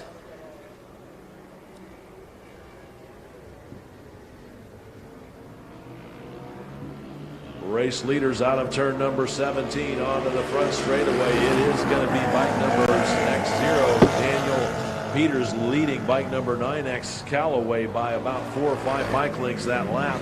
Then it's going to be bike number 9X Kevin Calloway back there solidly in that 3rd place position for the Sound of Singles. There comes Rutherford by, so he wasn't my mystery rider over there, still trying to get the number of the rider that had a mechanical over there in the museum turn as Rutherford starts his next lap. Then for the next-gen Superbike lightweights, it's going to be bike number 95, Andrew Malk, still leading this one. 2nd place in that field belongs to 92S, Sean Smith, so he's running back there in that 2nd place position. And then for 3rd in class right now, it's going to be bike number 62X, Robert Hillman, running in 3rd for the next-gen Superbike. Meanwhile, up front for the Sound of Singles, looks like X0, Daniel Peter, continues to stretch out his lead, holds about a 6 bike length advantage over that 2nd place rider, bike number 9X, Kevin Calloway, as they work their way over by the museum turns. Looking back through the field, 8th place belongs to 3N, Jerry Nickel. 9th is 55T, Eric Eads, as the rest of the field working their way around on lap number 1, or starting lap number 2 rather. Meanwhile, up front, Daniel Peters continues to stretch out his lead, holds about 8 to 10 bike lengths over Kevin Calloway on bike number 9X as they disappear back over into the 13, 14, and 15 turn area.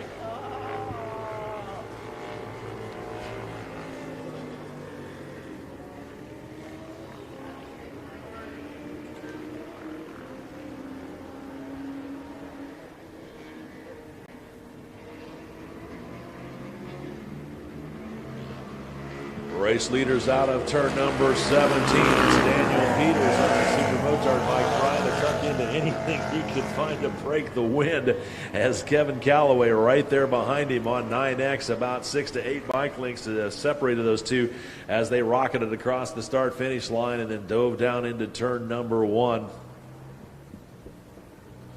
Meanwhile, third place rider out here for the Sound of Singles is going to be 97K, Kevin Grimmel. As there's a pass for the lead is Kevin Calloway. 9X gets a great drive out of turn number 3. Not sure if Peters had a bit of a moment back there or what, but Kevin Calloway rockets past Daniel Peters on X0 as Peters tries to get it gathered back up, drops back a few more bike lengths. So not sure if he had a moment or if he's having a mechanical issue, as Kevin Calloway on bike number 9X absolutely blew past him out of turn number 3 over the crest of the hill down into Charlotte's Web. It looks like Peters got it all straightened out at the crest of the hill over there in 6, but Calloway was doing his best to check out, had about a 12 or 14 bike length advantage over him as they disappeared over back in the back section towards the museum.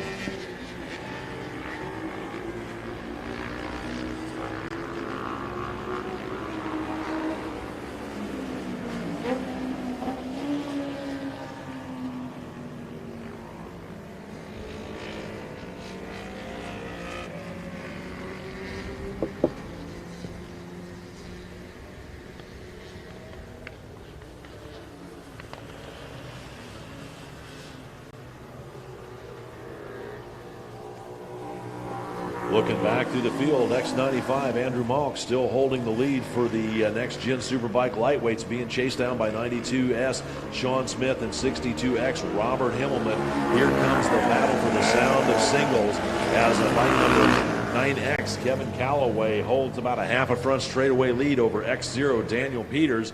Peters solidly back there in second after leading early on in the opening laps. Green and white halfway flags out for those two, letting them know they've got 3 done and 3 left to go. So let's go first call. First call for our next race of the afternoon, Formula Thunder, the Phillips Island Challenge Vintage Superbike Middleweight and Open 2-stroke. You folks will be up here in just a moment. It's first call.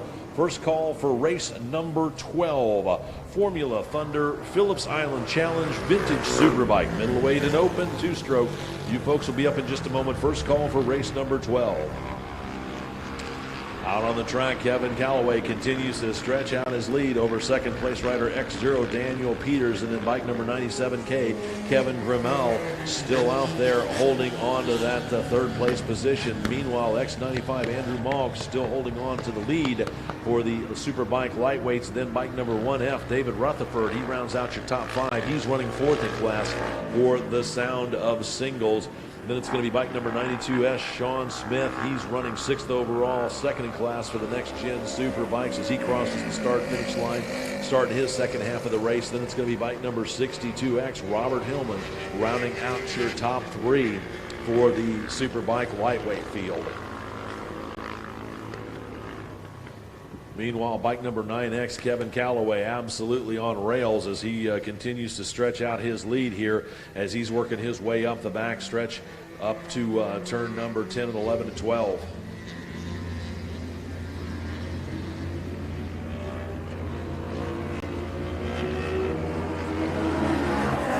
Race leader across the start-finish line as he puts another rider down a lap as he's got almost a full front straightaway lead over second place rider X0, Daniel Peters, solidly back there in second. Everybody having seen halfway, so whatever happens, this will be a full race.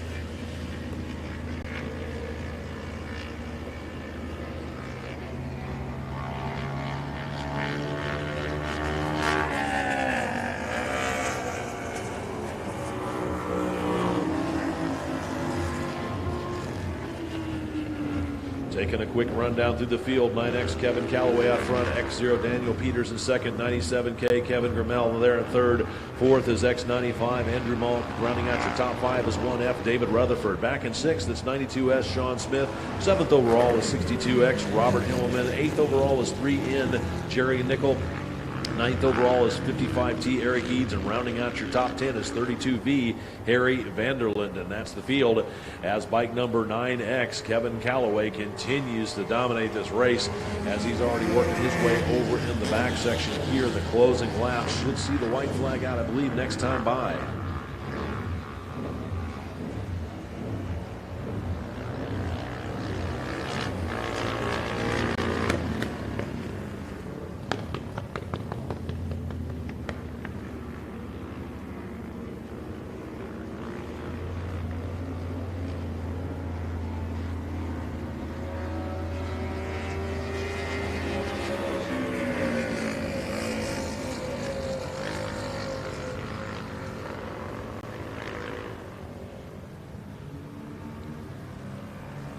White flag in hand for the race leader, bike number 9X, with the Kevin Calloway, who managed to work his way into the lead just before the halfway and has not looked back as he continues to stretch out his lead, looking back towards turn number 17. Here comes your second place rider, bike number X0, Daniel Peters, as he sees the white flag letting know he's starting his second lap as he dives down, or last lap rather, as he dives down into turn number 1. Meanwhile, race leader 9X Calloway out of turn number 3 up over the crest of the hill down into Charlotte's Web on his final lap. Then it's going to be 62X across the line. Robert Hillman, he's down a lap but still holding on to third for the next gen Superbike lightweights as he sees the white flag starting his next lap.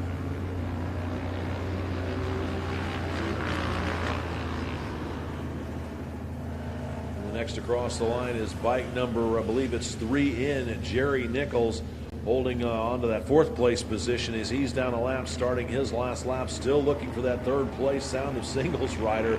It's going to be bike number 97K, Kevin Grimmel, as he sees the white flag starting his last lap.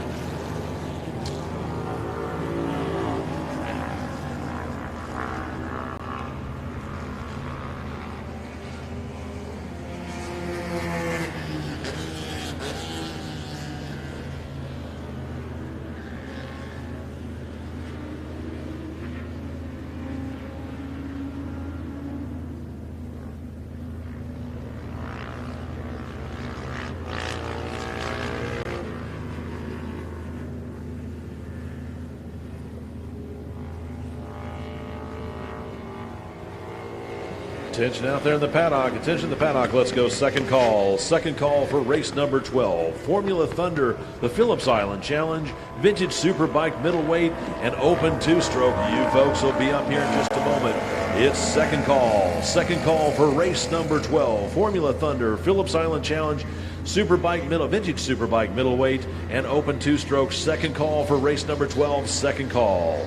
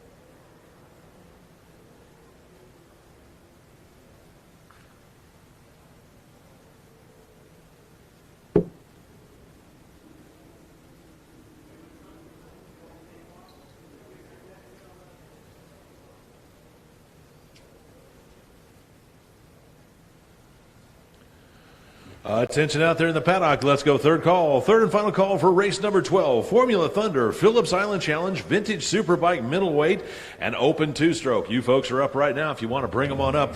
Again, it's third call. Third and final call for race number 12. Formula Thunder, Phillips Island Challenge, Vintage Superbike Middleweight, and Open Two-Stroke. Bring them on up. The track is now yours again. It's third call. Third and final call for race number 12.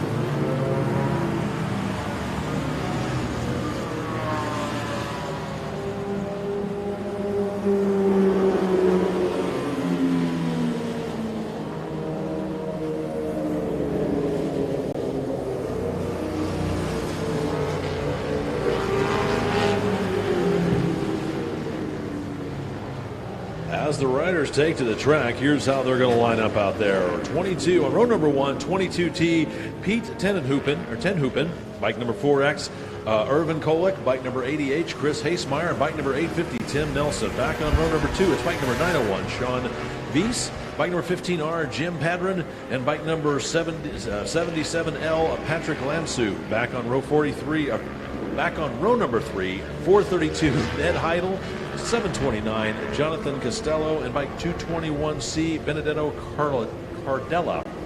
And then 15X, Tony Proust.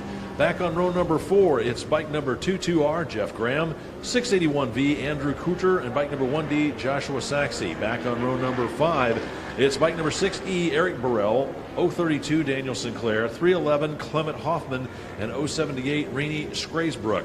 Then back on row number 6, it's bike number 44, K. Taylor Knapp. For the Phillips Island Challenge, back on row number 8, the lone rider out there is bike number W13, Warren Wilson.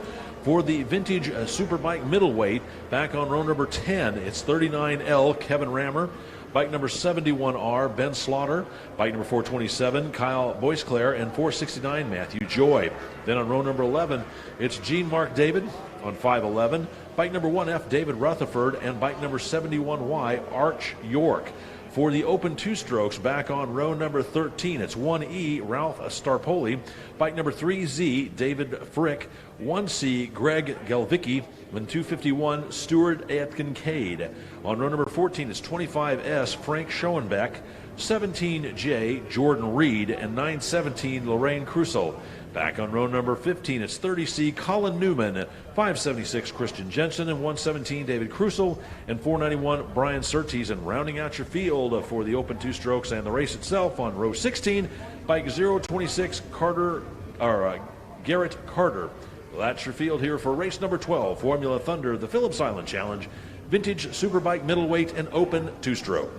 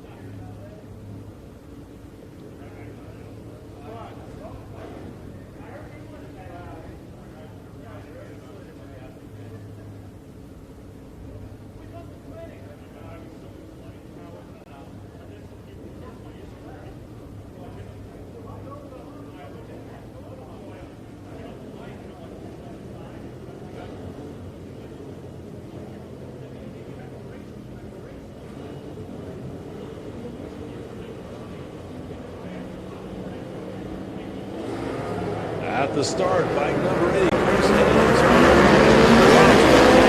Gets a jump on the field as he leads everybody down in through turn number 1. Some mid-pack dicing as it got a little crazy through the exit of turn number 1 there as everybody cleanly away.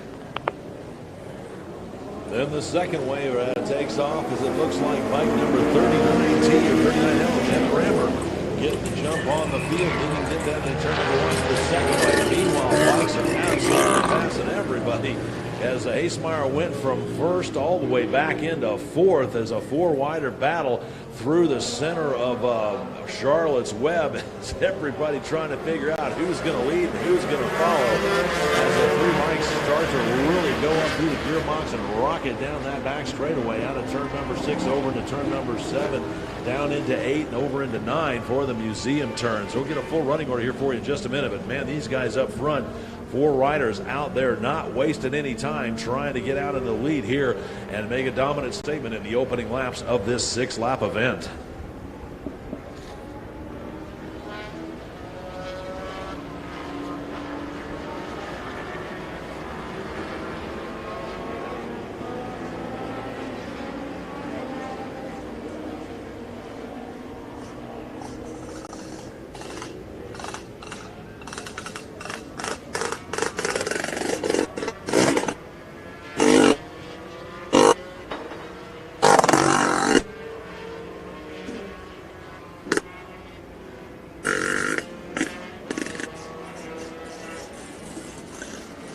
Race leaders out of turn number 17 down the front straightaway. Looks like the top 3 have spread out just a little bit. Oh, looks like I believe it might have been Hasemeyer come out of turn number 17 and lost the front end at the line. It's going to be on 78. Rennie Scraysbrook out front. Then 32 Daniel Sinclair, 15R Jim Padron. Then in the top 4 is bike number 850 Tim Nelson and 1D Joshua Saxe, as that is your top 5. I know Hasemeyer was up there running towards the front. Looks like he's got the bike picked up. Tough break for, I believe it was Hasemeyer, still trying to get a confirmation.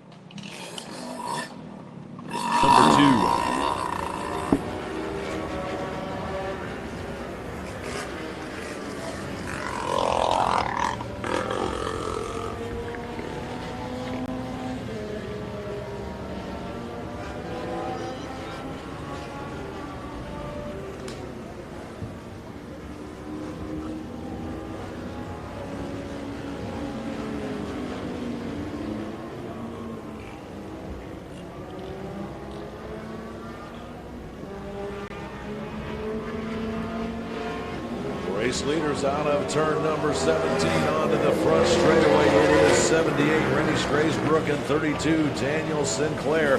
Then 15R J.M. Padron back there rounding out your top 3 as they've got a couple of turns lead over that 4th place rider. Here comes the battle for 4th, actually 4th overall, the battle for 5th. It's 850 Tim Nelson back there at 4th. 1D Joshua Saxe and 221 Benedetto Cardella. Those guys are having a battle between themselves back there for that top 5 position. Meanwhile, Rennie Scraysbrook down in the braking zone for turn number 5. Charlotte's Web. 32 Daniel Sinclair trying to hold on to the draft, but it looks like Scraysbrook gets a great drive out of 6 and opens it up even more. Meanwhile, bike number 15R J.M. Padron still solidly back there in the 3rd. As that trio works their way out of the crest of the hill over 6 down the back straightaway towards turn 7, 8, and 9.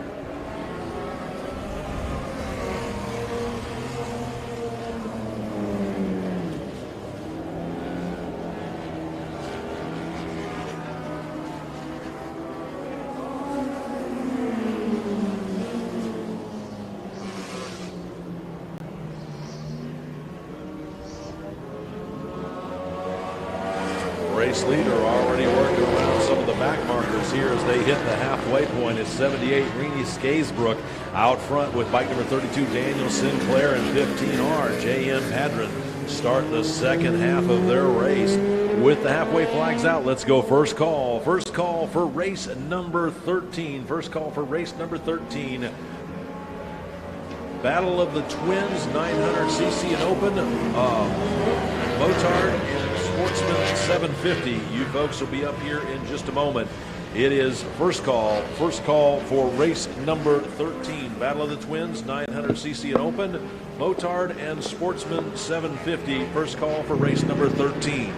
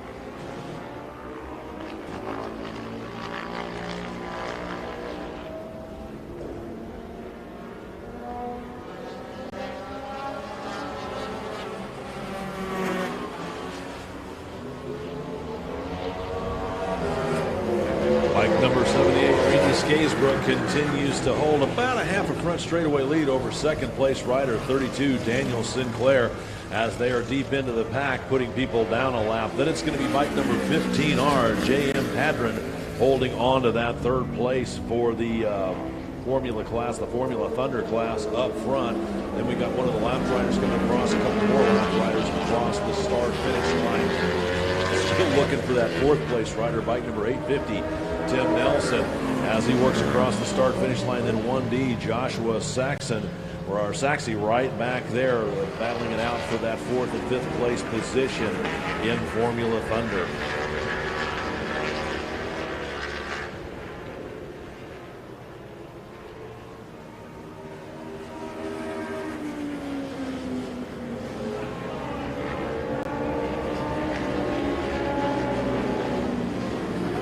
Race leader working his way through some heavy traffic over through turns number 5.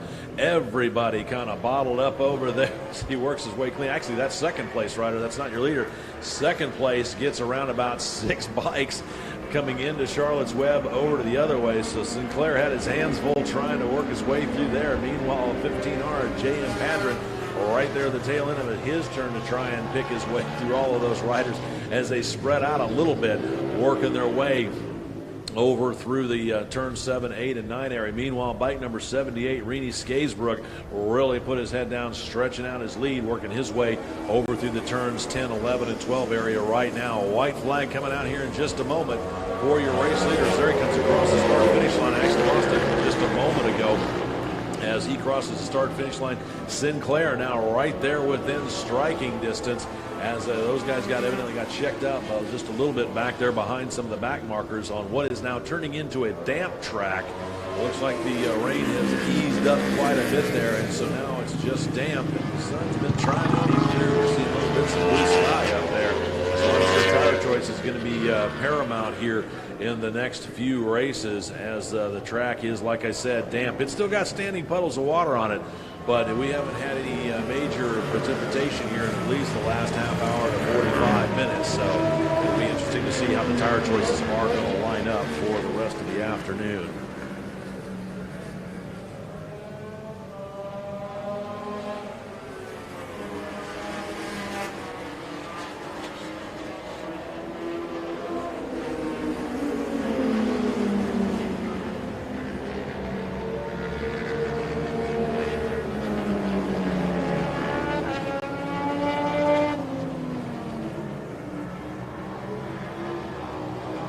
Race leader, bike number 78, Reedy Skaysbrooks, continues to dominate with bike number 32, Daniel Sinclair. They're trying to do something and reel him in as they're working their way over through the back section right now, waiting for him to come out on the start-finish line. I'm not sure if they've got a clean track in front of them or not, or if they're going to get any more traffic.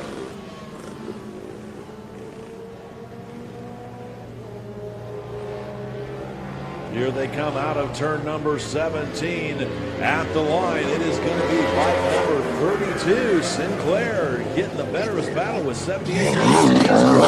So Sinclair unofficially stands on the podium. 78 Reese Graysbook as one rider off over in the turn 11 area. Big tumble over there, crashing out on the final lap. We'll get the number for you here in just a minute. Looks like it's going to be still waiting for our third place rider to come back around to 15R. There he is, J.M. Padron, taking the unofficial third there.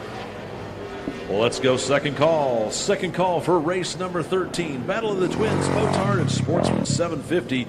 You guys are up here in just a second. It's second call. Second call for race 13. Battle of the Twins, 900cc Open. Our Motard and Sportsman 750. Second call for race number 13. That guy went for a tunnel. He's back there. His air vest went off.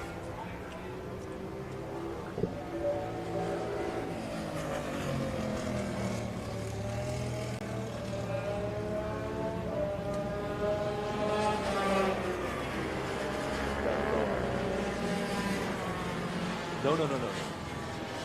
Skatesbrook came in second. I don't know how Sinclair got around him, but he did.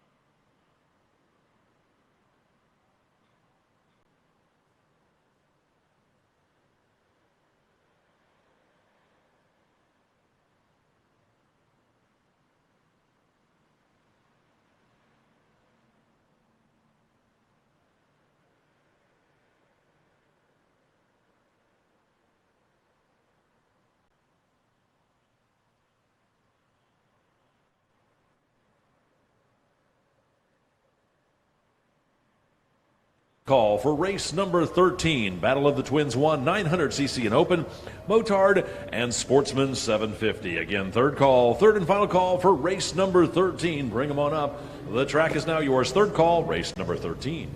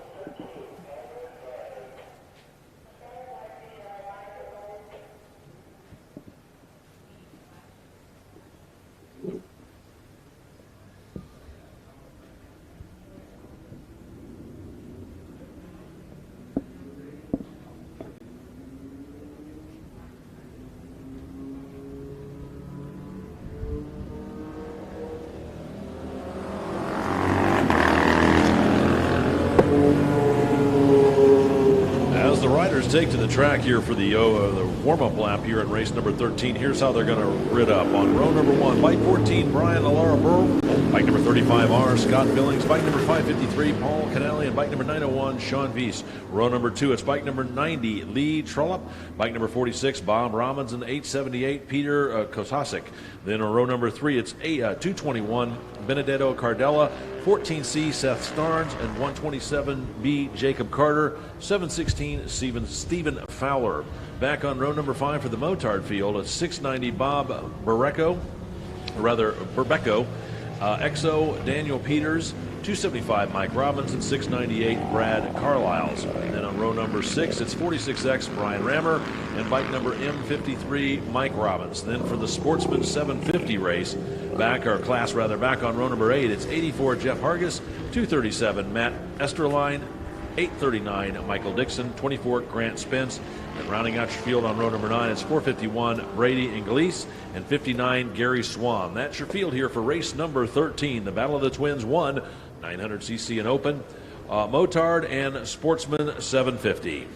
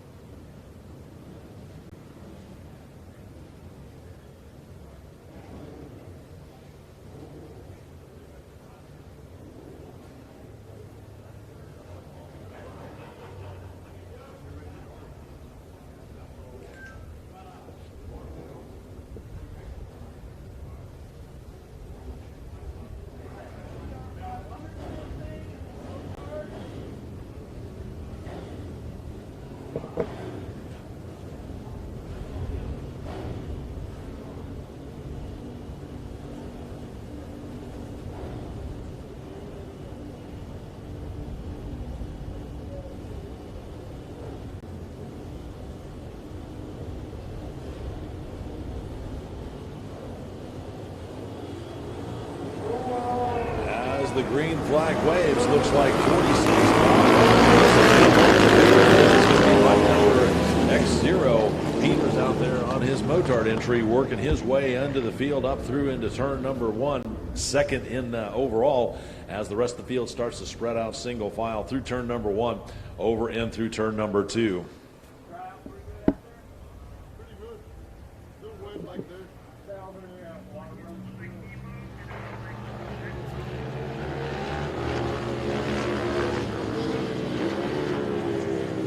Looks like Peters works his way around Bob Robbins, so XO, Daniel Peters up to the lead. Then it's going to be Bob Robbins back there on 46.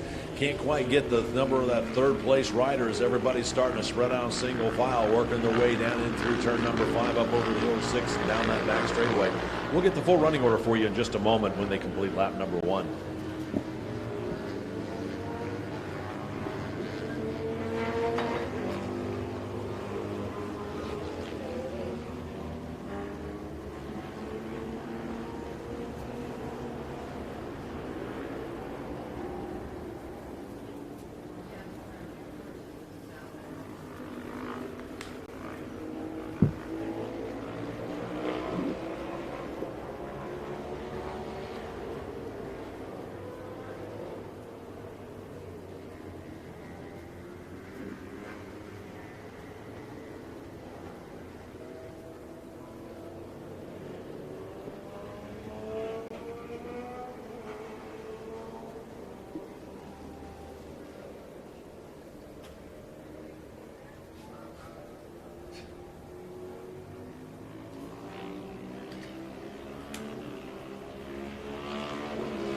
Race leader XO Daniel Peters across the start-finish line, about a full front straightaway lead, half a front straightaway lead over second place rider, going to be 221C Benedetto Cardella, then 576 Chase Christian out there, and rounding out your top 3.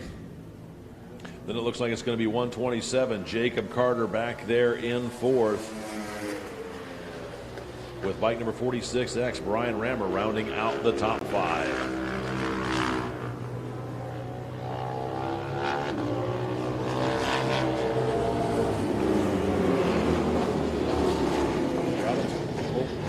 Pull up? No, there he is. Like, where'd he go?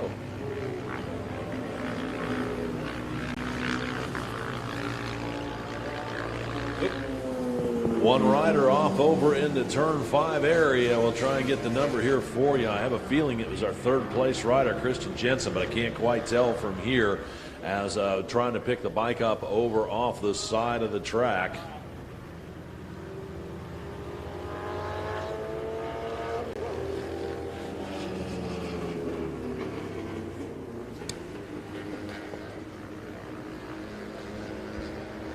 No word coming in. It was 221 Benedetto Cardella. He was running second overall, leading for the Battle of the Twins, as his day comes to an unfortunate close, or at least his race comes to an unfortunate close. It's good to see that he's up and moving away, but crashing out of the first place there for the Battle of the Twins over in turn number 5. Looks like Charlotte's Web has collected another one. Out front, XO Daniel Peters leading this one with 576 Christian Jensen back there in second. 127 Jacob Carter, 46 Brian Rammer. Not sure if that's Brian Rammer or if that's Bob Robbins. They both run in 46. One's 46 and 146X. I'm trying to figure out who that is. Then it's going to be 24 Grant Spence, 839 Michael Dixon, 716 Stephen Fowler, and 451 Brady Ingles.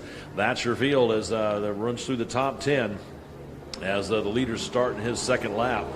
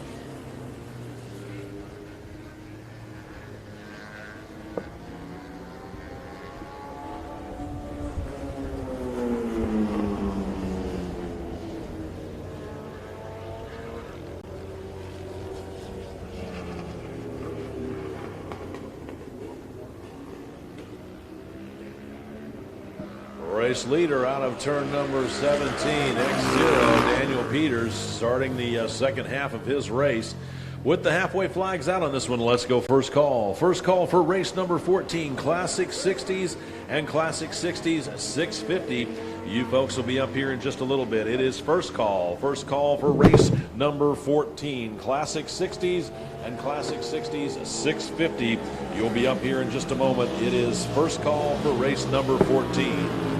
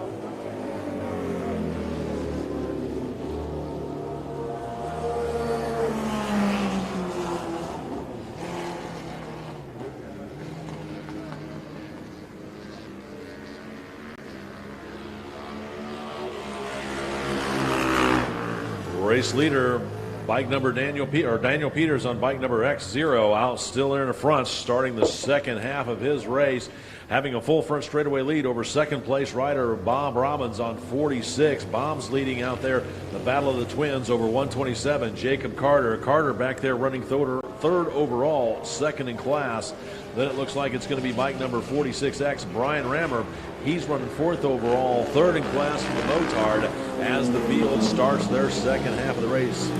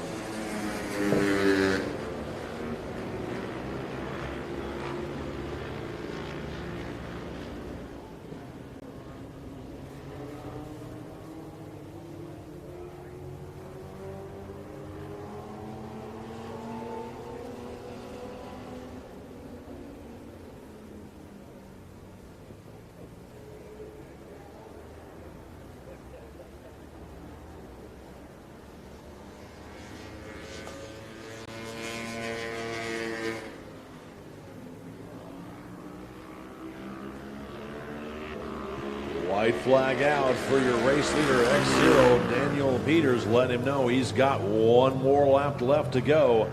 Then looking up the racetrack, here comes one of the lap riders, bike number 839, Michael Dixon. He's back there running, actually he's leading for the sportsman class, Sportsman 750, as Peters has absolutely been on rails on this one, lapping up to that fourth place position. Then it's going to be 24 Grant spins across the line. He's back there running sixth overall, second in class as he starts his last lap out there. Then it's going to be second place rider 46 Bob Robbins. Then bike number 127 Jacob Carter. Those guys are first and second for the battle of the twins. With the white flag out on this one, let's go second call. Second call for Classic 60s and Classic 60s 650. You folks will be up here in just a moment. It's second call. Second call for race number 14. Classic 60s and Classic 60s 650. Second call for race number 14.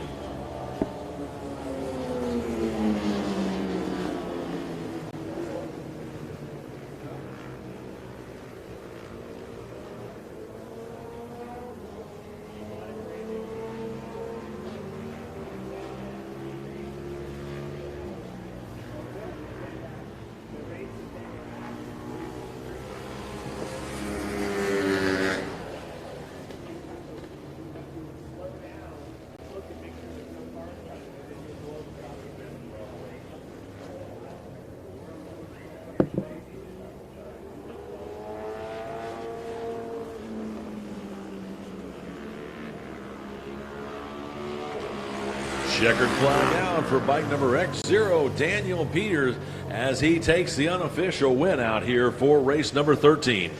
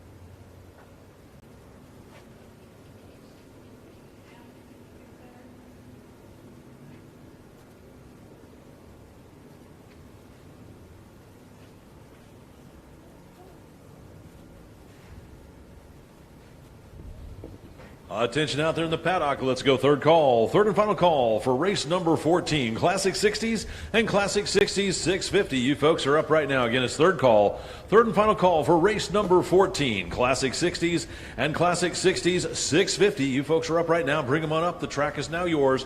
Third call for race number 14.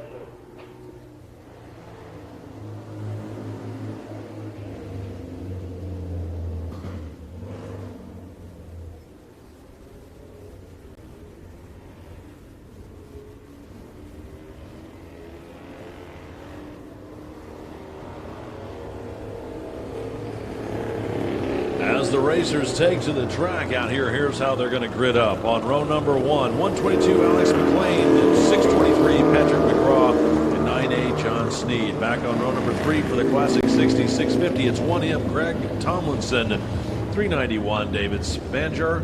Bike number 17C, Mike Baker, and 731 Stan Keys. Row number 4, it's 59C, Bill Gould Jr., C73 David Kaufman, and 588 Jay Call. And then rounding out your field on row number 5, it's 69 Luke Connor, and 864 John Rickard. That's your field here for the Classic 60s and Classic 60s 650 race.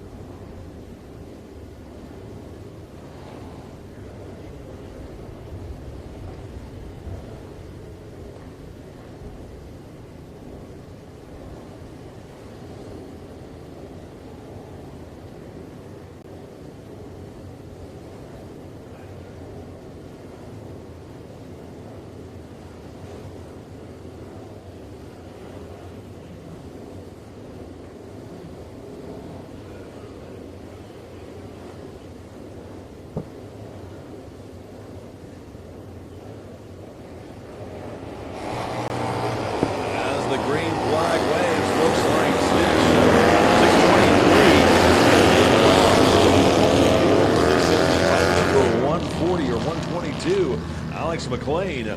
We're leading him down in through turn number 1. Alex had a bit of an off-track excursion earlier in race number 1. It brings out his backup bike, decides to go out, and is now leading this one out of turn number 1 over to turn number 2. We'll see if he's going to be able to hold on to that lead as the rest of the field working their way through that long carousel number 2, waiting for him to come back up to the crest of the hill. As here they come, and it is out front. Bike number 122, Alex McLean, out there in the lead. Then 623, Patrick McGraw there in second. Then it's going to be bike number 1, Greg Tomlinson, leading for the 650s. Then it looks like 731.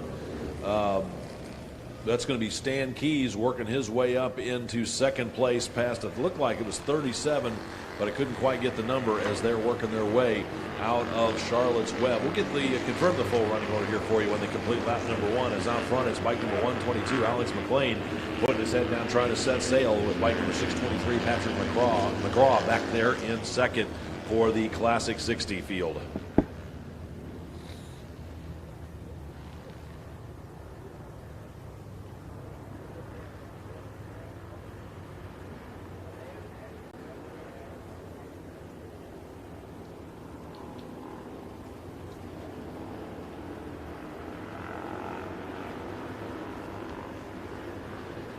Bike number 122, Alex McLean, definitely finding his rhythm as he's out of turn number 9 up the hill. Then it looks like 623, Patrick McGraw running a little slow. Not sure if he's had a bit of a mechanical issue out there as a dropping back. He was running second there in class. We'll get, again, a full running order when they come around as the Classic 60s 650 group working their way up the hill through turns 10, 11, over through turn 12.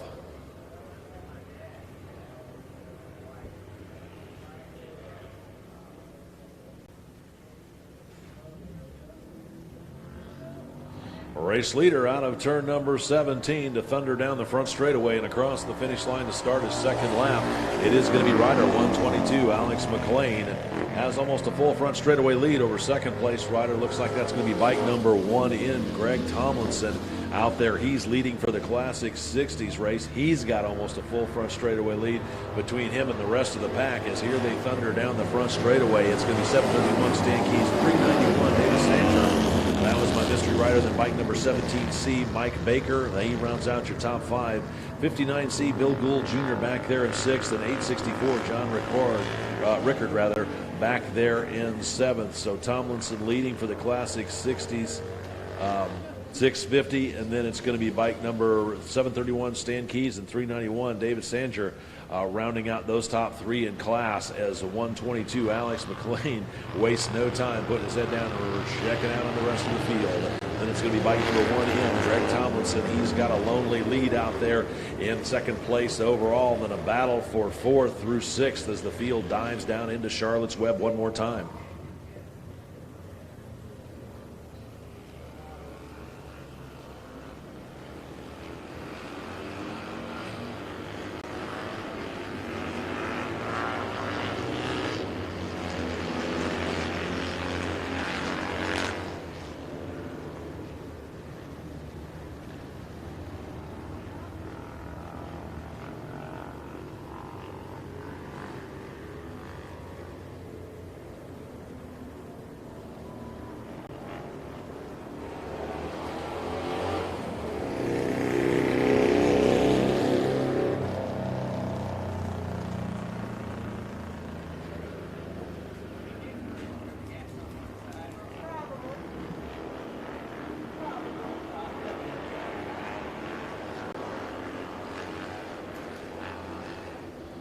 Looks like 623, Patrick McGraw. He was out there running second for the Classic 60s and had a bit of a mechanical issue. Got down here, stopped on pit lane, got it taken care of, and has rejoined the race coming down hot pit lane. So even though he's running last overall, he's still second in class. As here comes your race leader, 122, Alex McLean, leading overall for the Classic 60s as he's got a comfortable lead. Then it's going to be bike number 1 in, Greg Tomlinson, across the start finish line. He's leading for the Classic 60s 650 field. And then looking back up towards turn number 17, waiting for the rest of the field to come into view here in just a moment. And here they come. It's a 6-rider battle or 5-rider battle out of turn number 17. At the line this time, it's still going to be Stan Keys, 864. John Rickard, he's moved up to that 3rd place, put himself on the podium. Then it's going to be 17C, Mike Baker, 59C, Bill Gould Jr., and 391, David Sanger, dropping back into that 7th position as that group works their way through turns number 1, 2, and over into 3.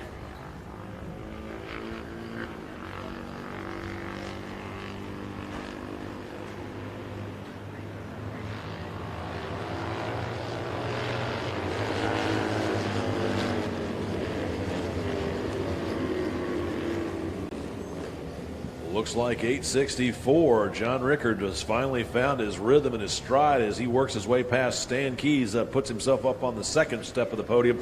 731. Stan Keys back there in 3rd. 17C. Mike Baker still rounding out your top 5. 4th in class with 59C. Bill Gould Jr. back there at 6th overall. 5th in class as they work their way out of Charlotte's Web up through turn number 6 over into down that back straightaway into turn number 7 and 8.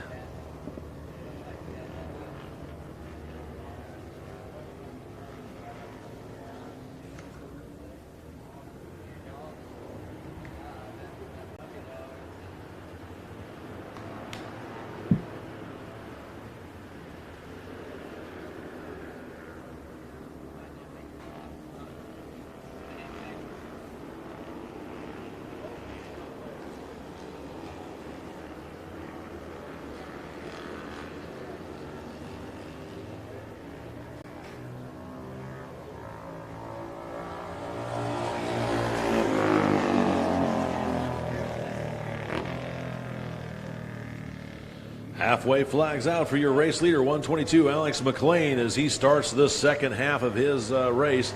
Let's go first call. First call for race number 15, sidecars. You folks will be up next. It is first call. First call for race number 15, the sidecars. You folks will be up here and shortly. It's first call. First call for race number 15, the sidecars.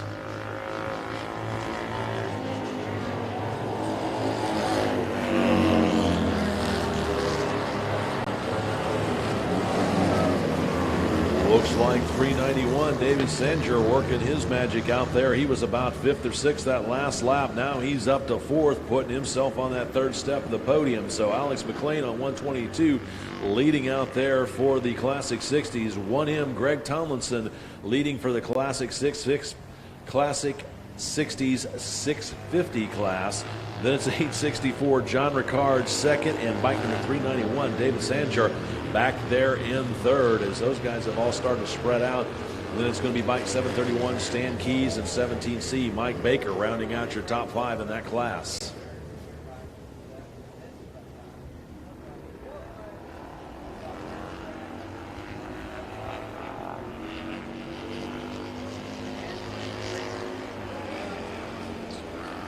Looks like Charlotte's Web claims another one over there as one rider down in the middle of the pack trying to get the number for you. Rider's up and okay, that's good to see, but still can't quite see the number on the bike.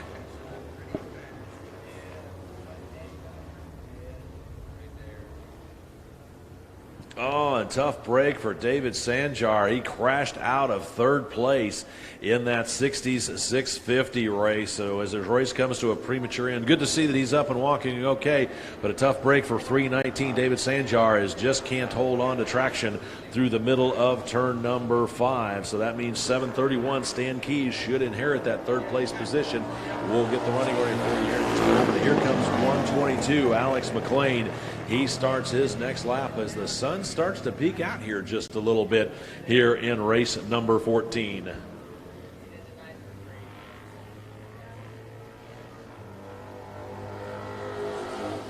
Second place overall, still leading for the 650 60 or the 60s 650 field is 1M Greg Tomlinson.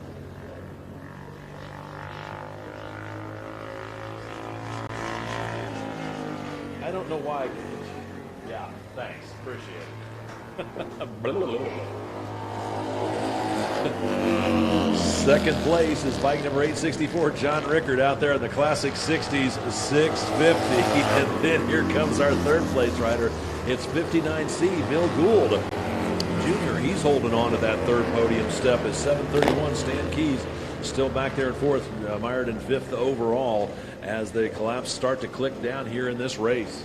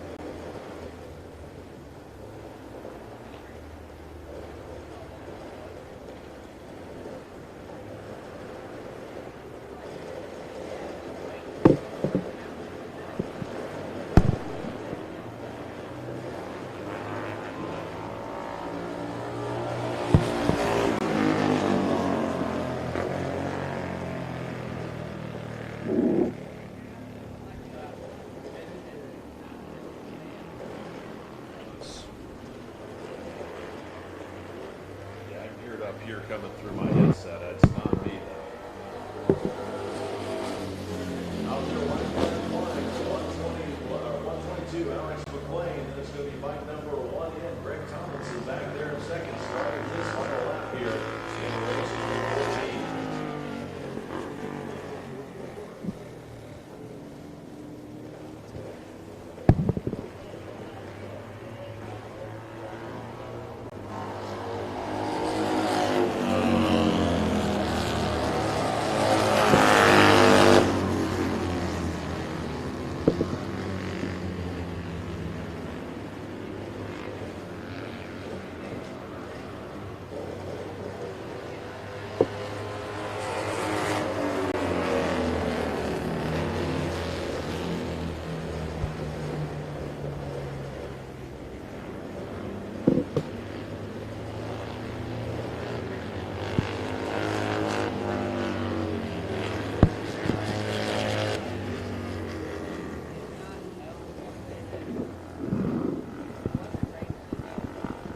Attention out in the paddock. Let's go second call. Second call for the sidecars. You folks will be up here in just a moment. It's second call. Second call for race number 15, the sidecars. You'll be up in just a moment. It's second call. Second call for the sidecars. Second call for race number 15, the sidecars.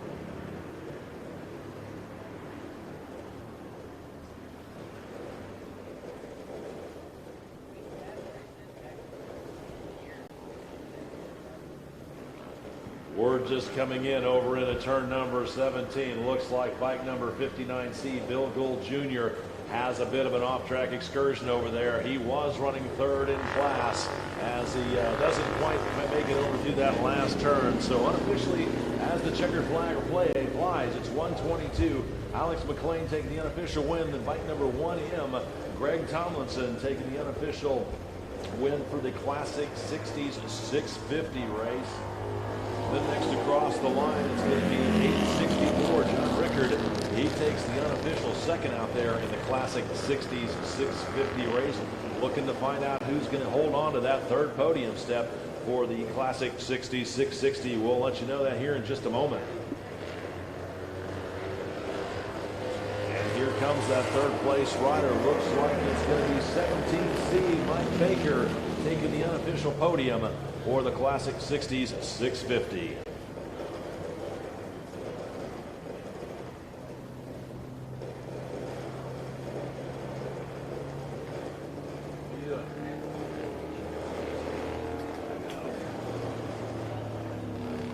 Yeah, I heard everybody's down there was talking about static. I don't know what it was myself. I mean, I moved everything around. Everything was off. Okay. Really? Huh. That's interesting.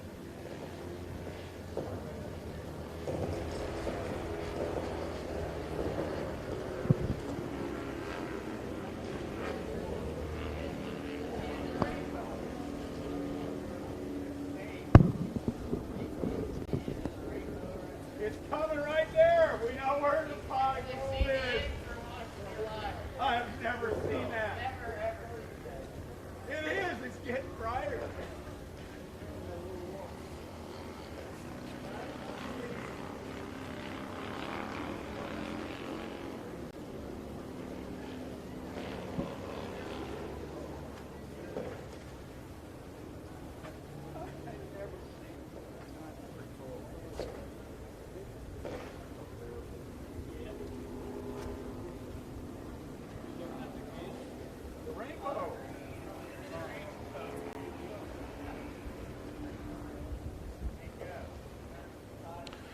Attention out there in the paddock. Let's go third call. Third and final call for race number 15, the sidecars. You folks are up right now. If you want to bring them on up, we'll send you out for your event. Again, it's third call. Third and final call for the sidecars. Come on up. The track is now yours. Again, third call. Third and final call for the sidecars.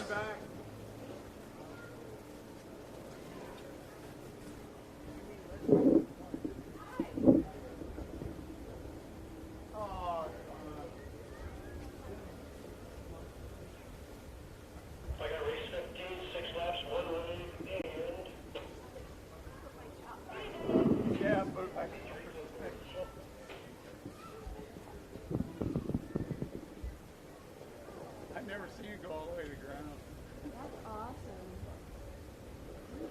Good As the riders in the sidecar field get ready to take to the track, here's how they're going to line up. Out front on SC Modern Sidecar USF1, it's going to be rig number 111, George Boris Stroud with B. Hazen as the passenger.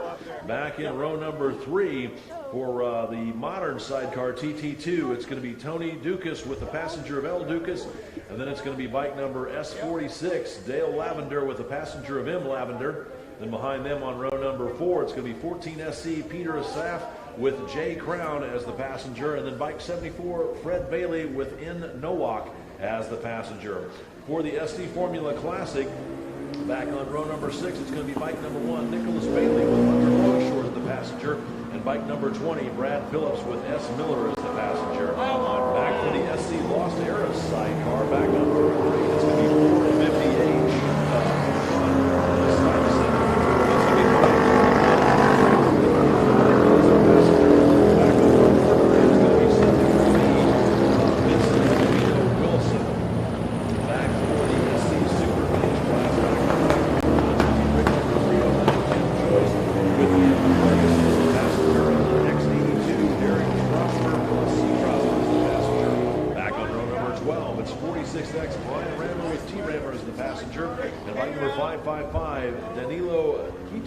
With B.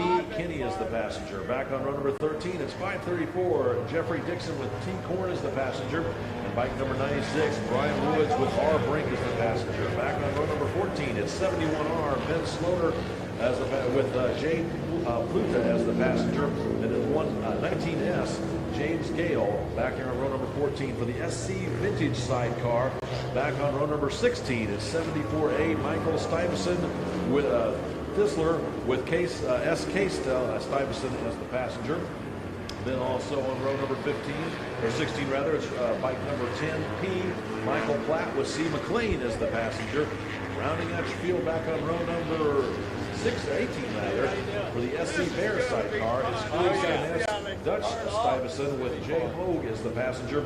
And 504, Kurt Yeager with B. Vermico as the passenger. That's your field here for what's I'm sure going to be an exciting sidecar race, race number 15.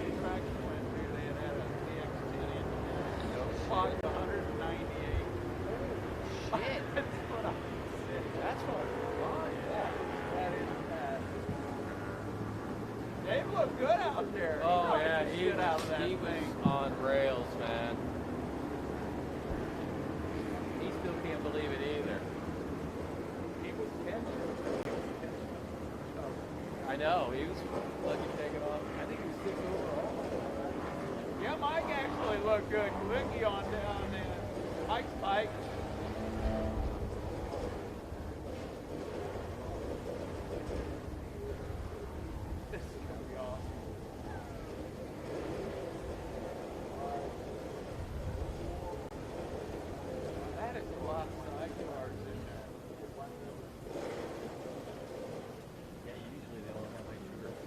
Barber brings them out. There's still a lot that aren't normally here. I mean, that are normally here, there aren't here. Yeah.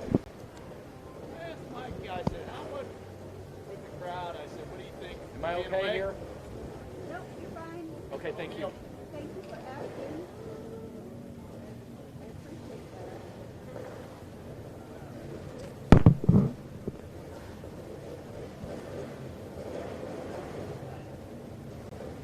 Bobby's on the back of a 1974 Harley Davidson. Is Mike riding with anybody? Vicky? Oh, I don't know.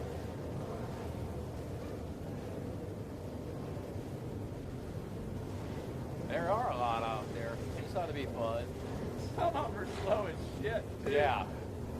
Oh.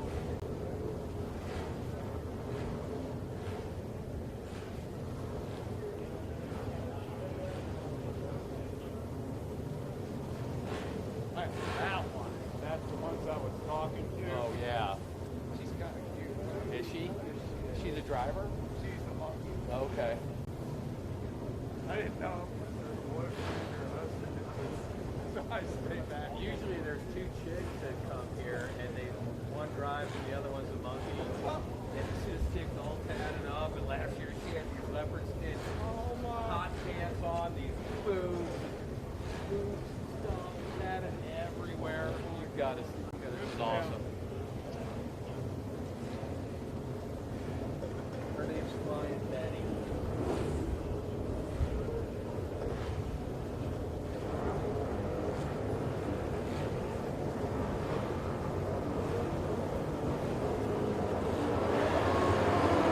As the green flag waves, looks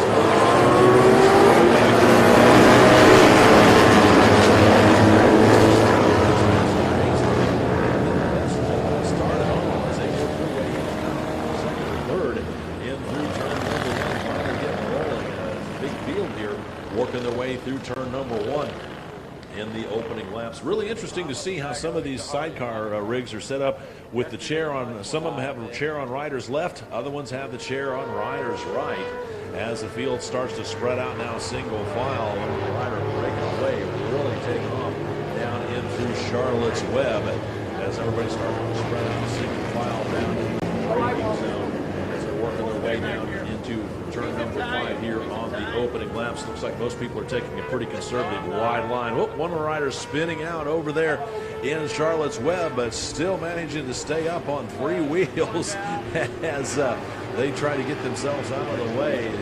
Not sure what the number is on it, but it's a tough break. They slid around, but they are still, like I said, they're doing good trying to get the bike refired and get back in and join the race. No harm, no foul, as long as they can get going in that wet grass.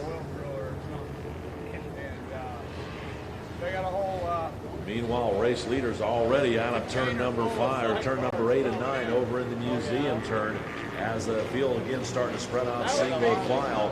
We'll get the running order here for you in just a moment. That would be. Oh, you might stay back from that camera, ma'am. Oh, I'm sorry. That's okay. Yeah. You've got Dale out there. Go ahead. No, you're fine. But that's got to be a hoop going 198 on. Oh my God! Yeah. On anything.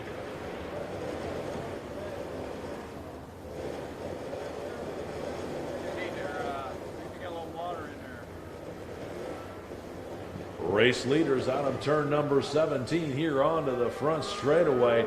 About to have a front straightaway lead at the line. It's going to be the rig of 14SC, Peter Essef and Crown as the passenger. Then the second place is going to belong to bike number 1, Nickel Bailey, with I believe it's going to be Hunter out there as the passenger. Then bike number 20, round 4, rounding out the top 3. 309 Tim Joyce with Hargis as the passenger there in 4th, and 8 the passenger back there rounding out the top 5. 6th, it's the team of 458. 7th place position, it's 96, Woods and Brink. 8th overall is 11. Shroud and Hazen. 9th overall right now is X82 and Prosper. And then bike number in that 71R rounding out the top 10 is Slaughter and Utah. That's your team rounding out your field as Heathcliff and Crown will really put their head down at the start there on bike number 14 SC. Got a great start, didn't look back, still have a front straightaway lead over the team of Bailey and Longshore back there running in second on bike number 1. Everybody again starting to spread out single file, working their way through turns number 5, 6, 7, and 8.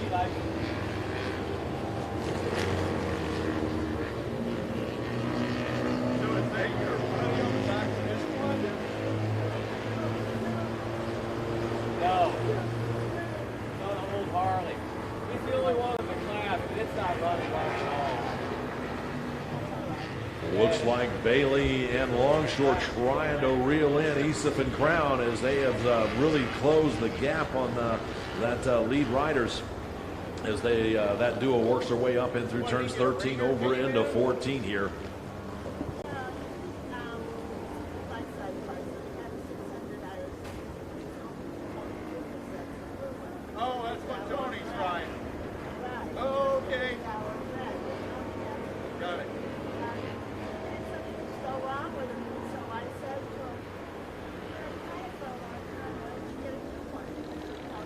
Here comes the battle for the lead. It was a bit of a drag race, but it looks like bike number 1, Nichols and Bailey and Longshore up to the lead over Esif and Crown. So they're back into second place as bike number 1, the team of Bailey and Longshore.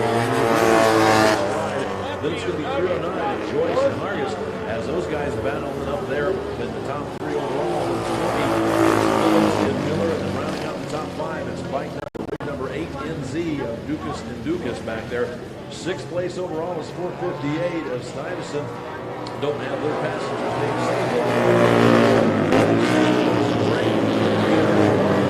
11. Hayes and 9th overall is X82 of Trosper and Trosper. Still rounding out your top 10. Looks like it's going to be 71R of Slaughter and Pluto.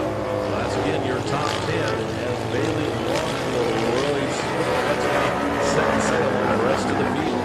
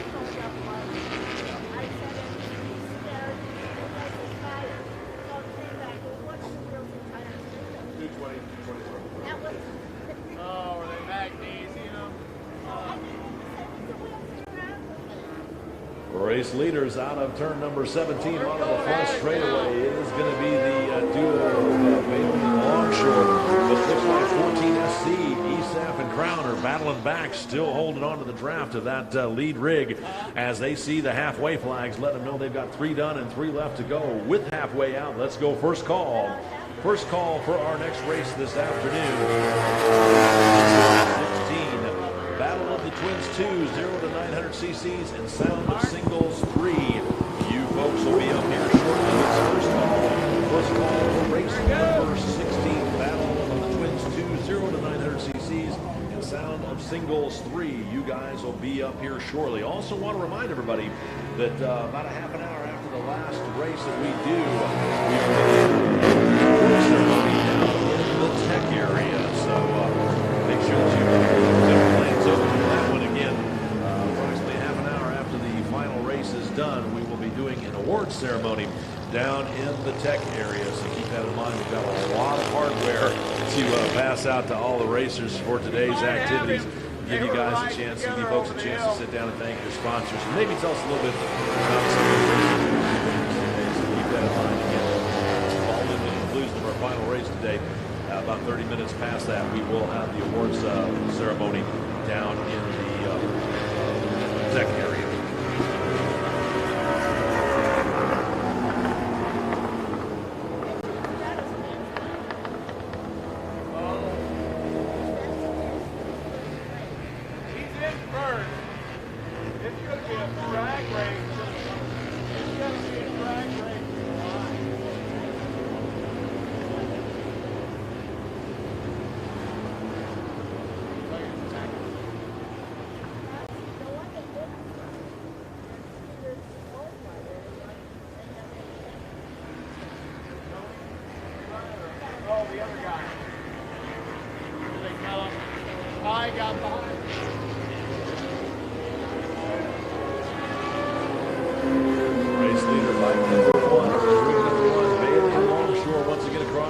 Finish line still being chased by 14 SC, Peter SF and Crown. That's their field. They've got a couple of turns lead on that third place rig of 309. Joyce and Hargis waiting for them to come into view as they're working their way out of turn number 17 now onto the front straightaway. Looks like they've got at least a full front straightaway lead over that fourth place rig. Come back into view, and it should be 8NZ, the rig of Dukas and Dukas.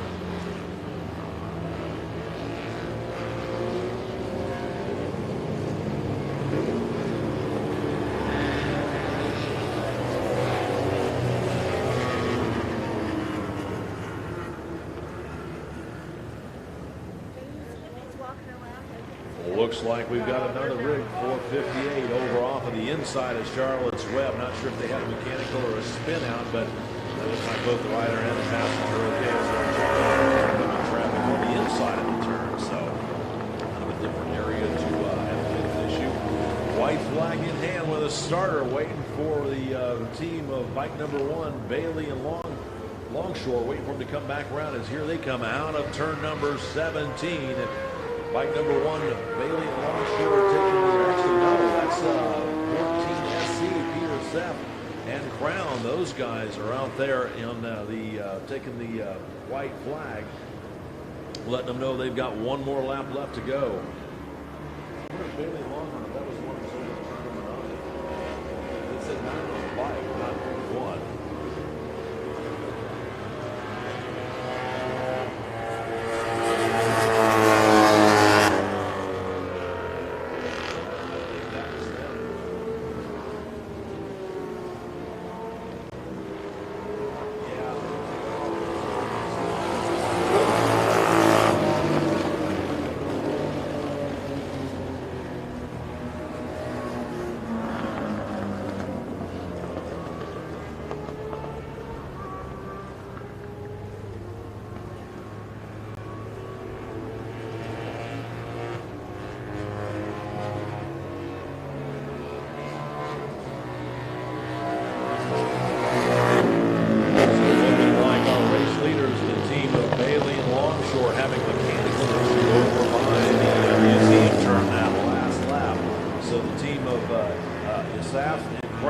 14 SC up to the front.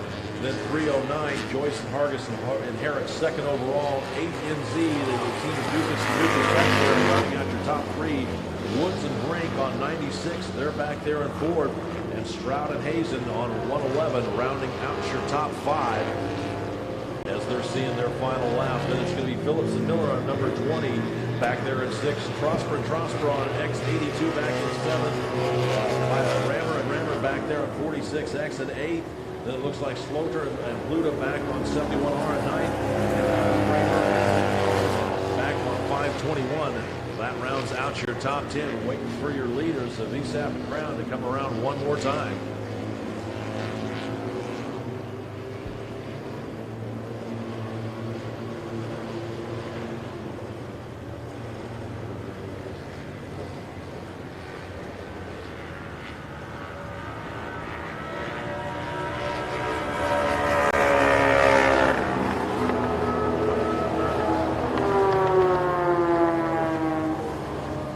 Checkered flag out for your unofficial race winners. Bike number 14C, Peter Asaf and Crown taking the unofficial win out here.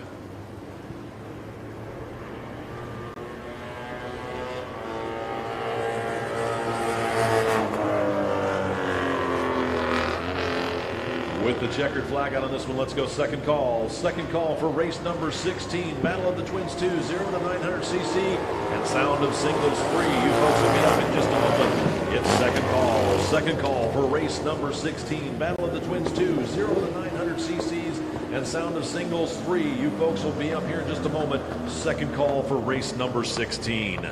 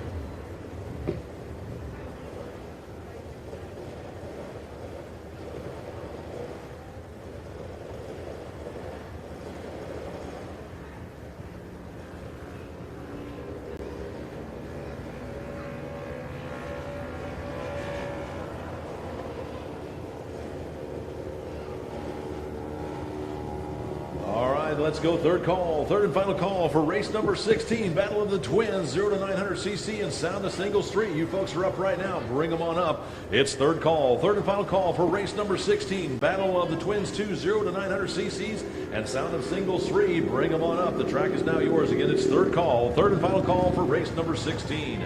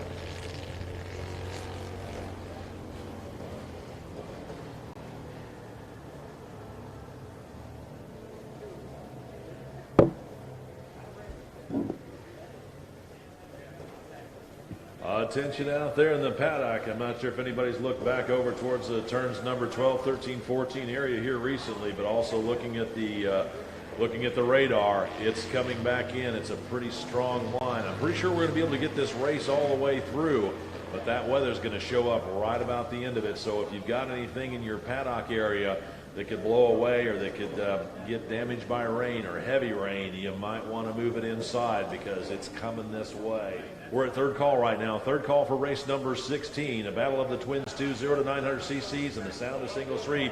You guys are up right now.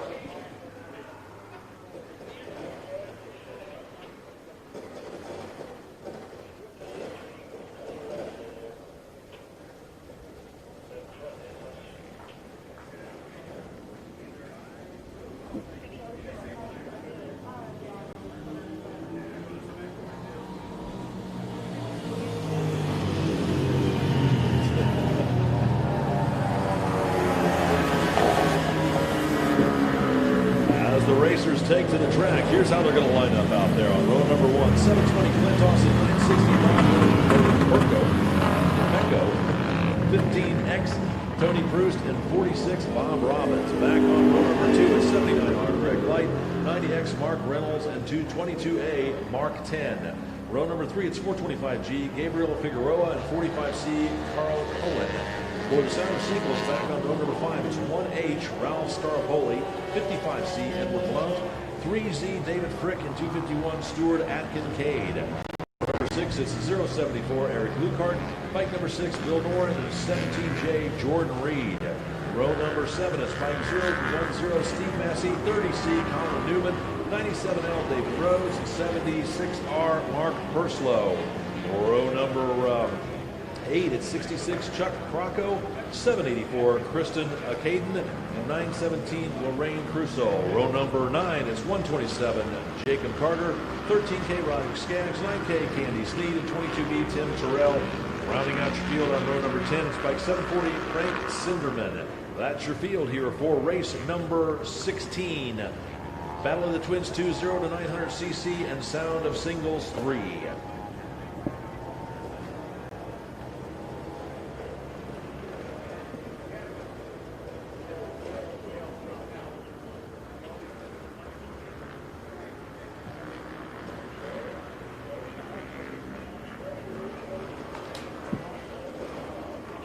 Attention out there in the paddock. Need referee to pit in and hot tech now, please. Referee, please report to pit in and hot tech now. Thank you.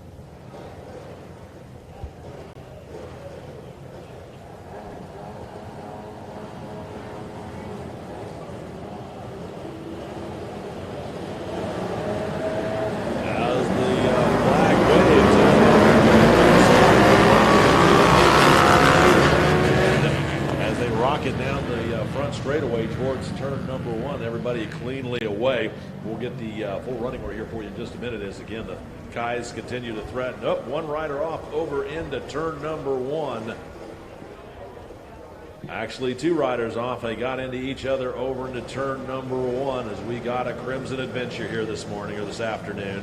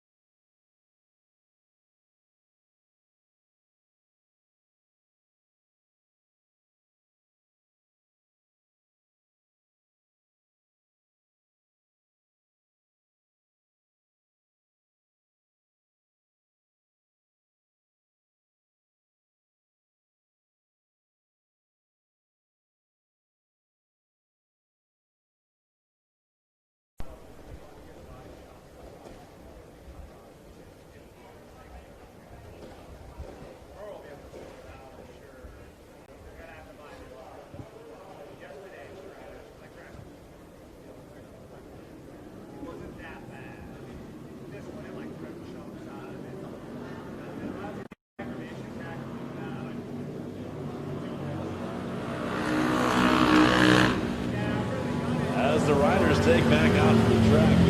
Four-lap event. Still in good position. Back on row number 1, 720, Clint Austin, 690, Bob Berbeco, 15X, Tony Proust, and 46, Bob Robbins. Row number 2 at 79, R. Craig Light, 90X, Mark Reynolds, and 22A, Mark 10.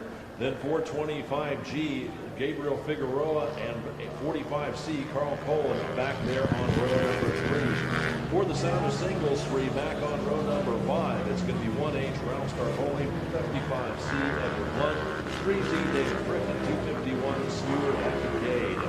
Back on row number 6, it's 074, Eric Lukart, bike number 6, Bill Doran, and 17J, Jordan Reed. On row number 7, it's 010, Steve Massey, bike number 30C, Colin Newman, 97L, David Rhodes, and bike number 76R, Mark Perslow. Row number 8 is 66, Chuck Bronco, 74, Christopher Hayden, and 917, Lorraine Crusoe. Row number 9 is 127, B. Jacob Carter, 13K Rod Skaggs, bike number 9K, Candy Sneed, and 22B, Tim Terrell, and rounding out your field on row number 10 at 740, Frank Sinderman. That's your field here for race number 16 as we're going to push this thing to 4 laps and hope we can beat the incoming weather.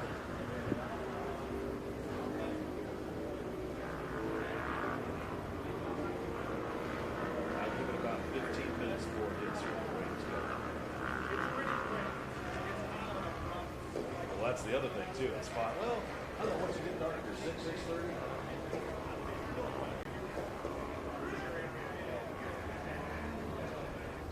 Yeah, we'll strap flashlights to their helmets.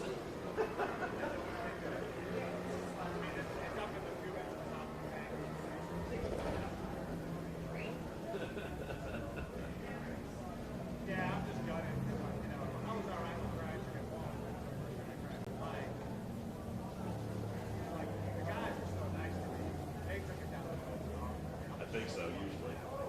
We're close. We're close. Well, you guys got to have red helmets. Yeah, I'll do the award ceremony. So, yeah. Right in front of the lady. Probably, unless somebody else is being Everybody right there. That one against the wall is the best. Oh, is it? Oh, really? I got no problem. I don't. No, I'll talk to Tony about it. I probably just want me to go, but it doesn't really matter. I mean, man, I've been talking all day, so I'll talk to Tony and see what he wants to do. Oh, did he? Okay. Yeah.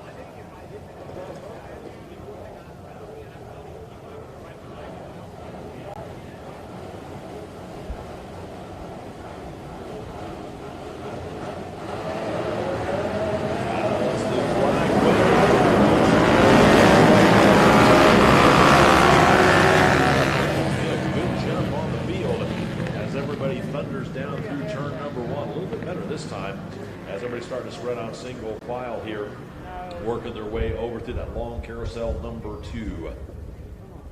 Turn number 2, that is.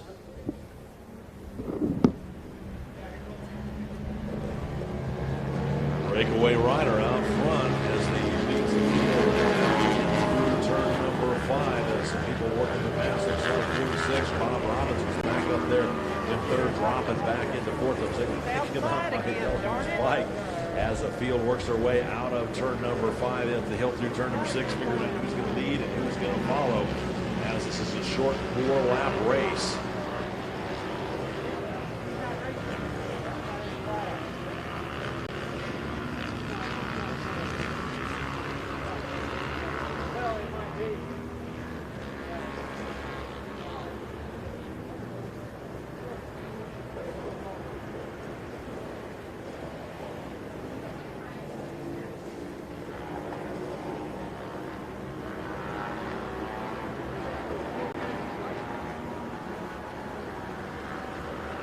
Got him.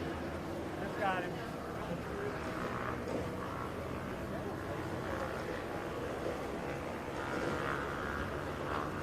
The boys on him like right on right. Got him. Two. Yeah.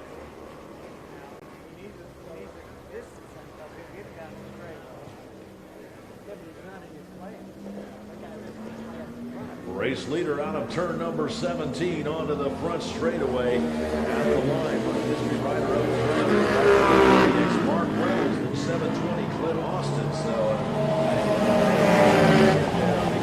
it's actually 90X Mark Reynolds out front, 720 Clint Austin trying to reel him in. Then a bit of a drop back to that third place position of 17J Jordan Reed. He's running first in class for the second single. 425 Gabriel Figueroa, I believe he's running on the top three for the battle of the top line is 3Z David Frick. He's running second class. Bike number 55C Edward Wells back there in that sixth place, holding on to that third podium position. Seventh overall right now is 251 Stuart Applegate, 8th Stuart Bob Robbins, 9th is 784 Christopher McCaden, and then bike 79R Greg White rounding out your top 10 as we should be coming up on halfway here the next time by in this 4-lap race.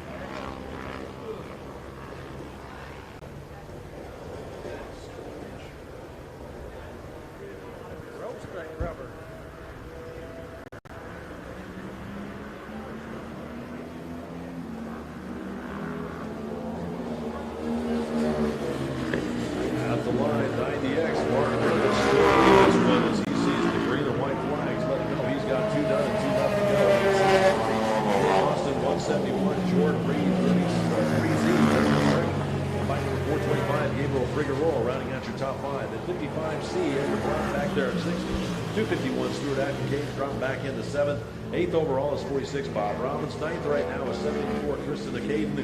And bike number 79R, Craig White, rounding out your top 10 as the race leader starts the second half of his 4-lap race.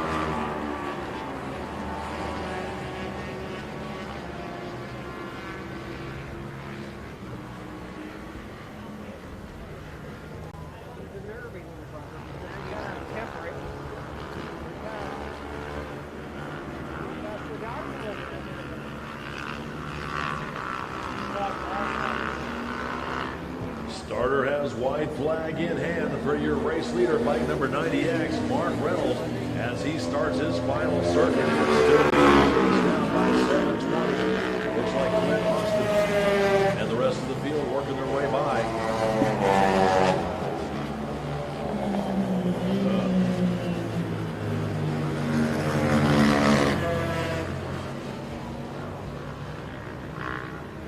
Spurs into her, Chris. Come on.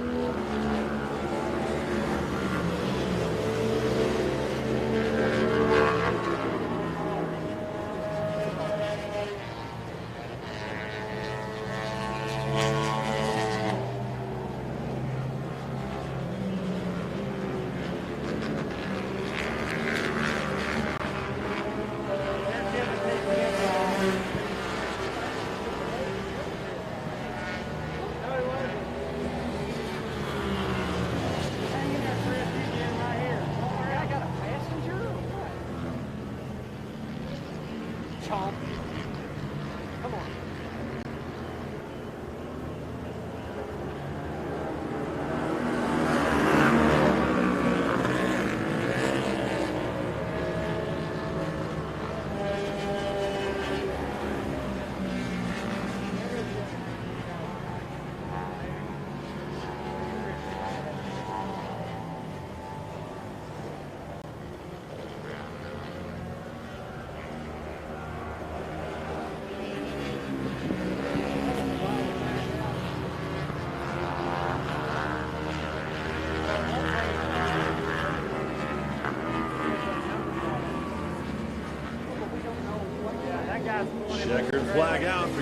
official race winner, bike number 90X, Mark Reynolds, as he leads this one with the 17 Austin Reeve 17J Jordan Reed, rounding out your top three as the checkered flag waves here on our final race here of the afternoon, race number 16.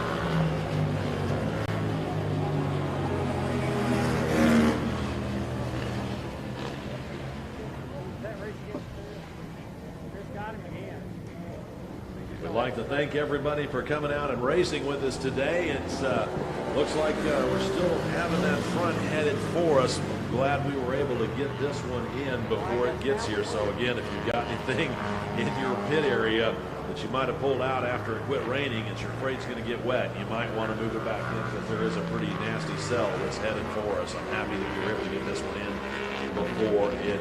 So stay tuned. We'll get the calls going for the awards ceremony. We'll get that started here in about half an hour. We'll probably get it going around 5:45 or so. Sometime between 5:45 and 6, we'll try and get that award ceremony set up down in the tech area and start handing out all the awards to the top three riders here in all the classes today.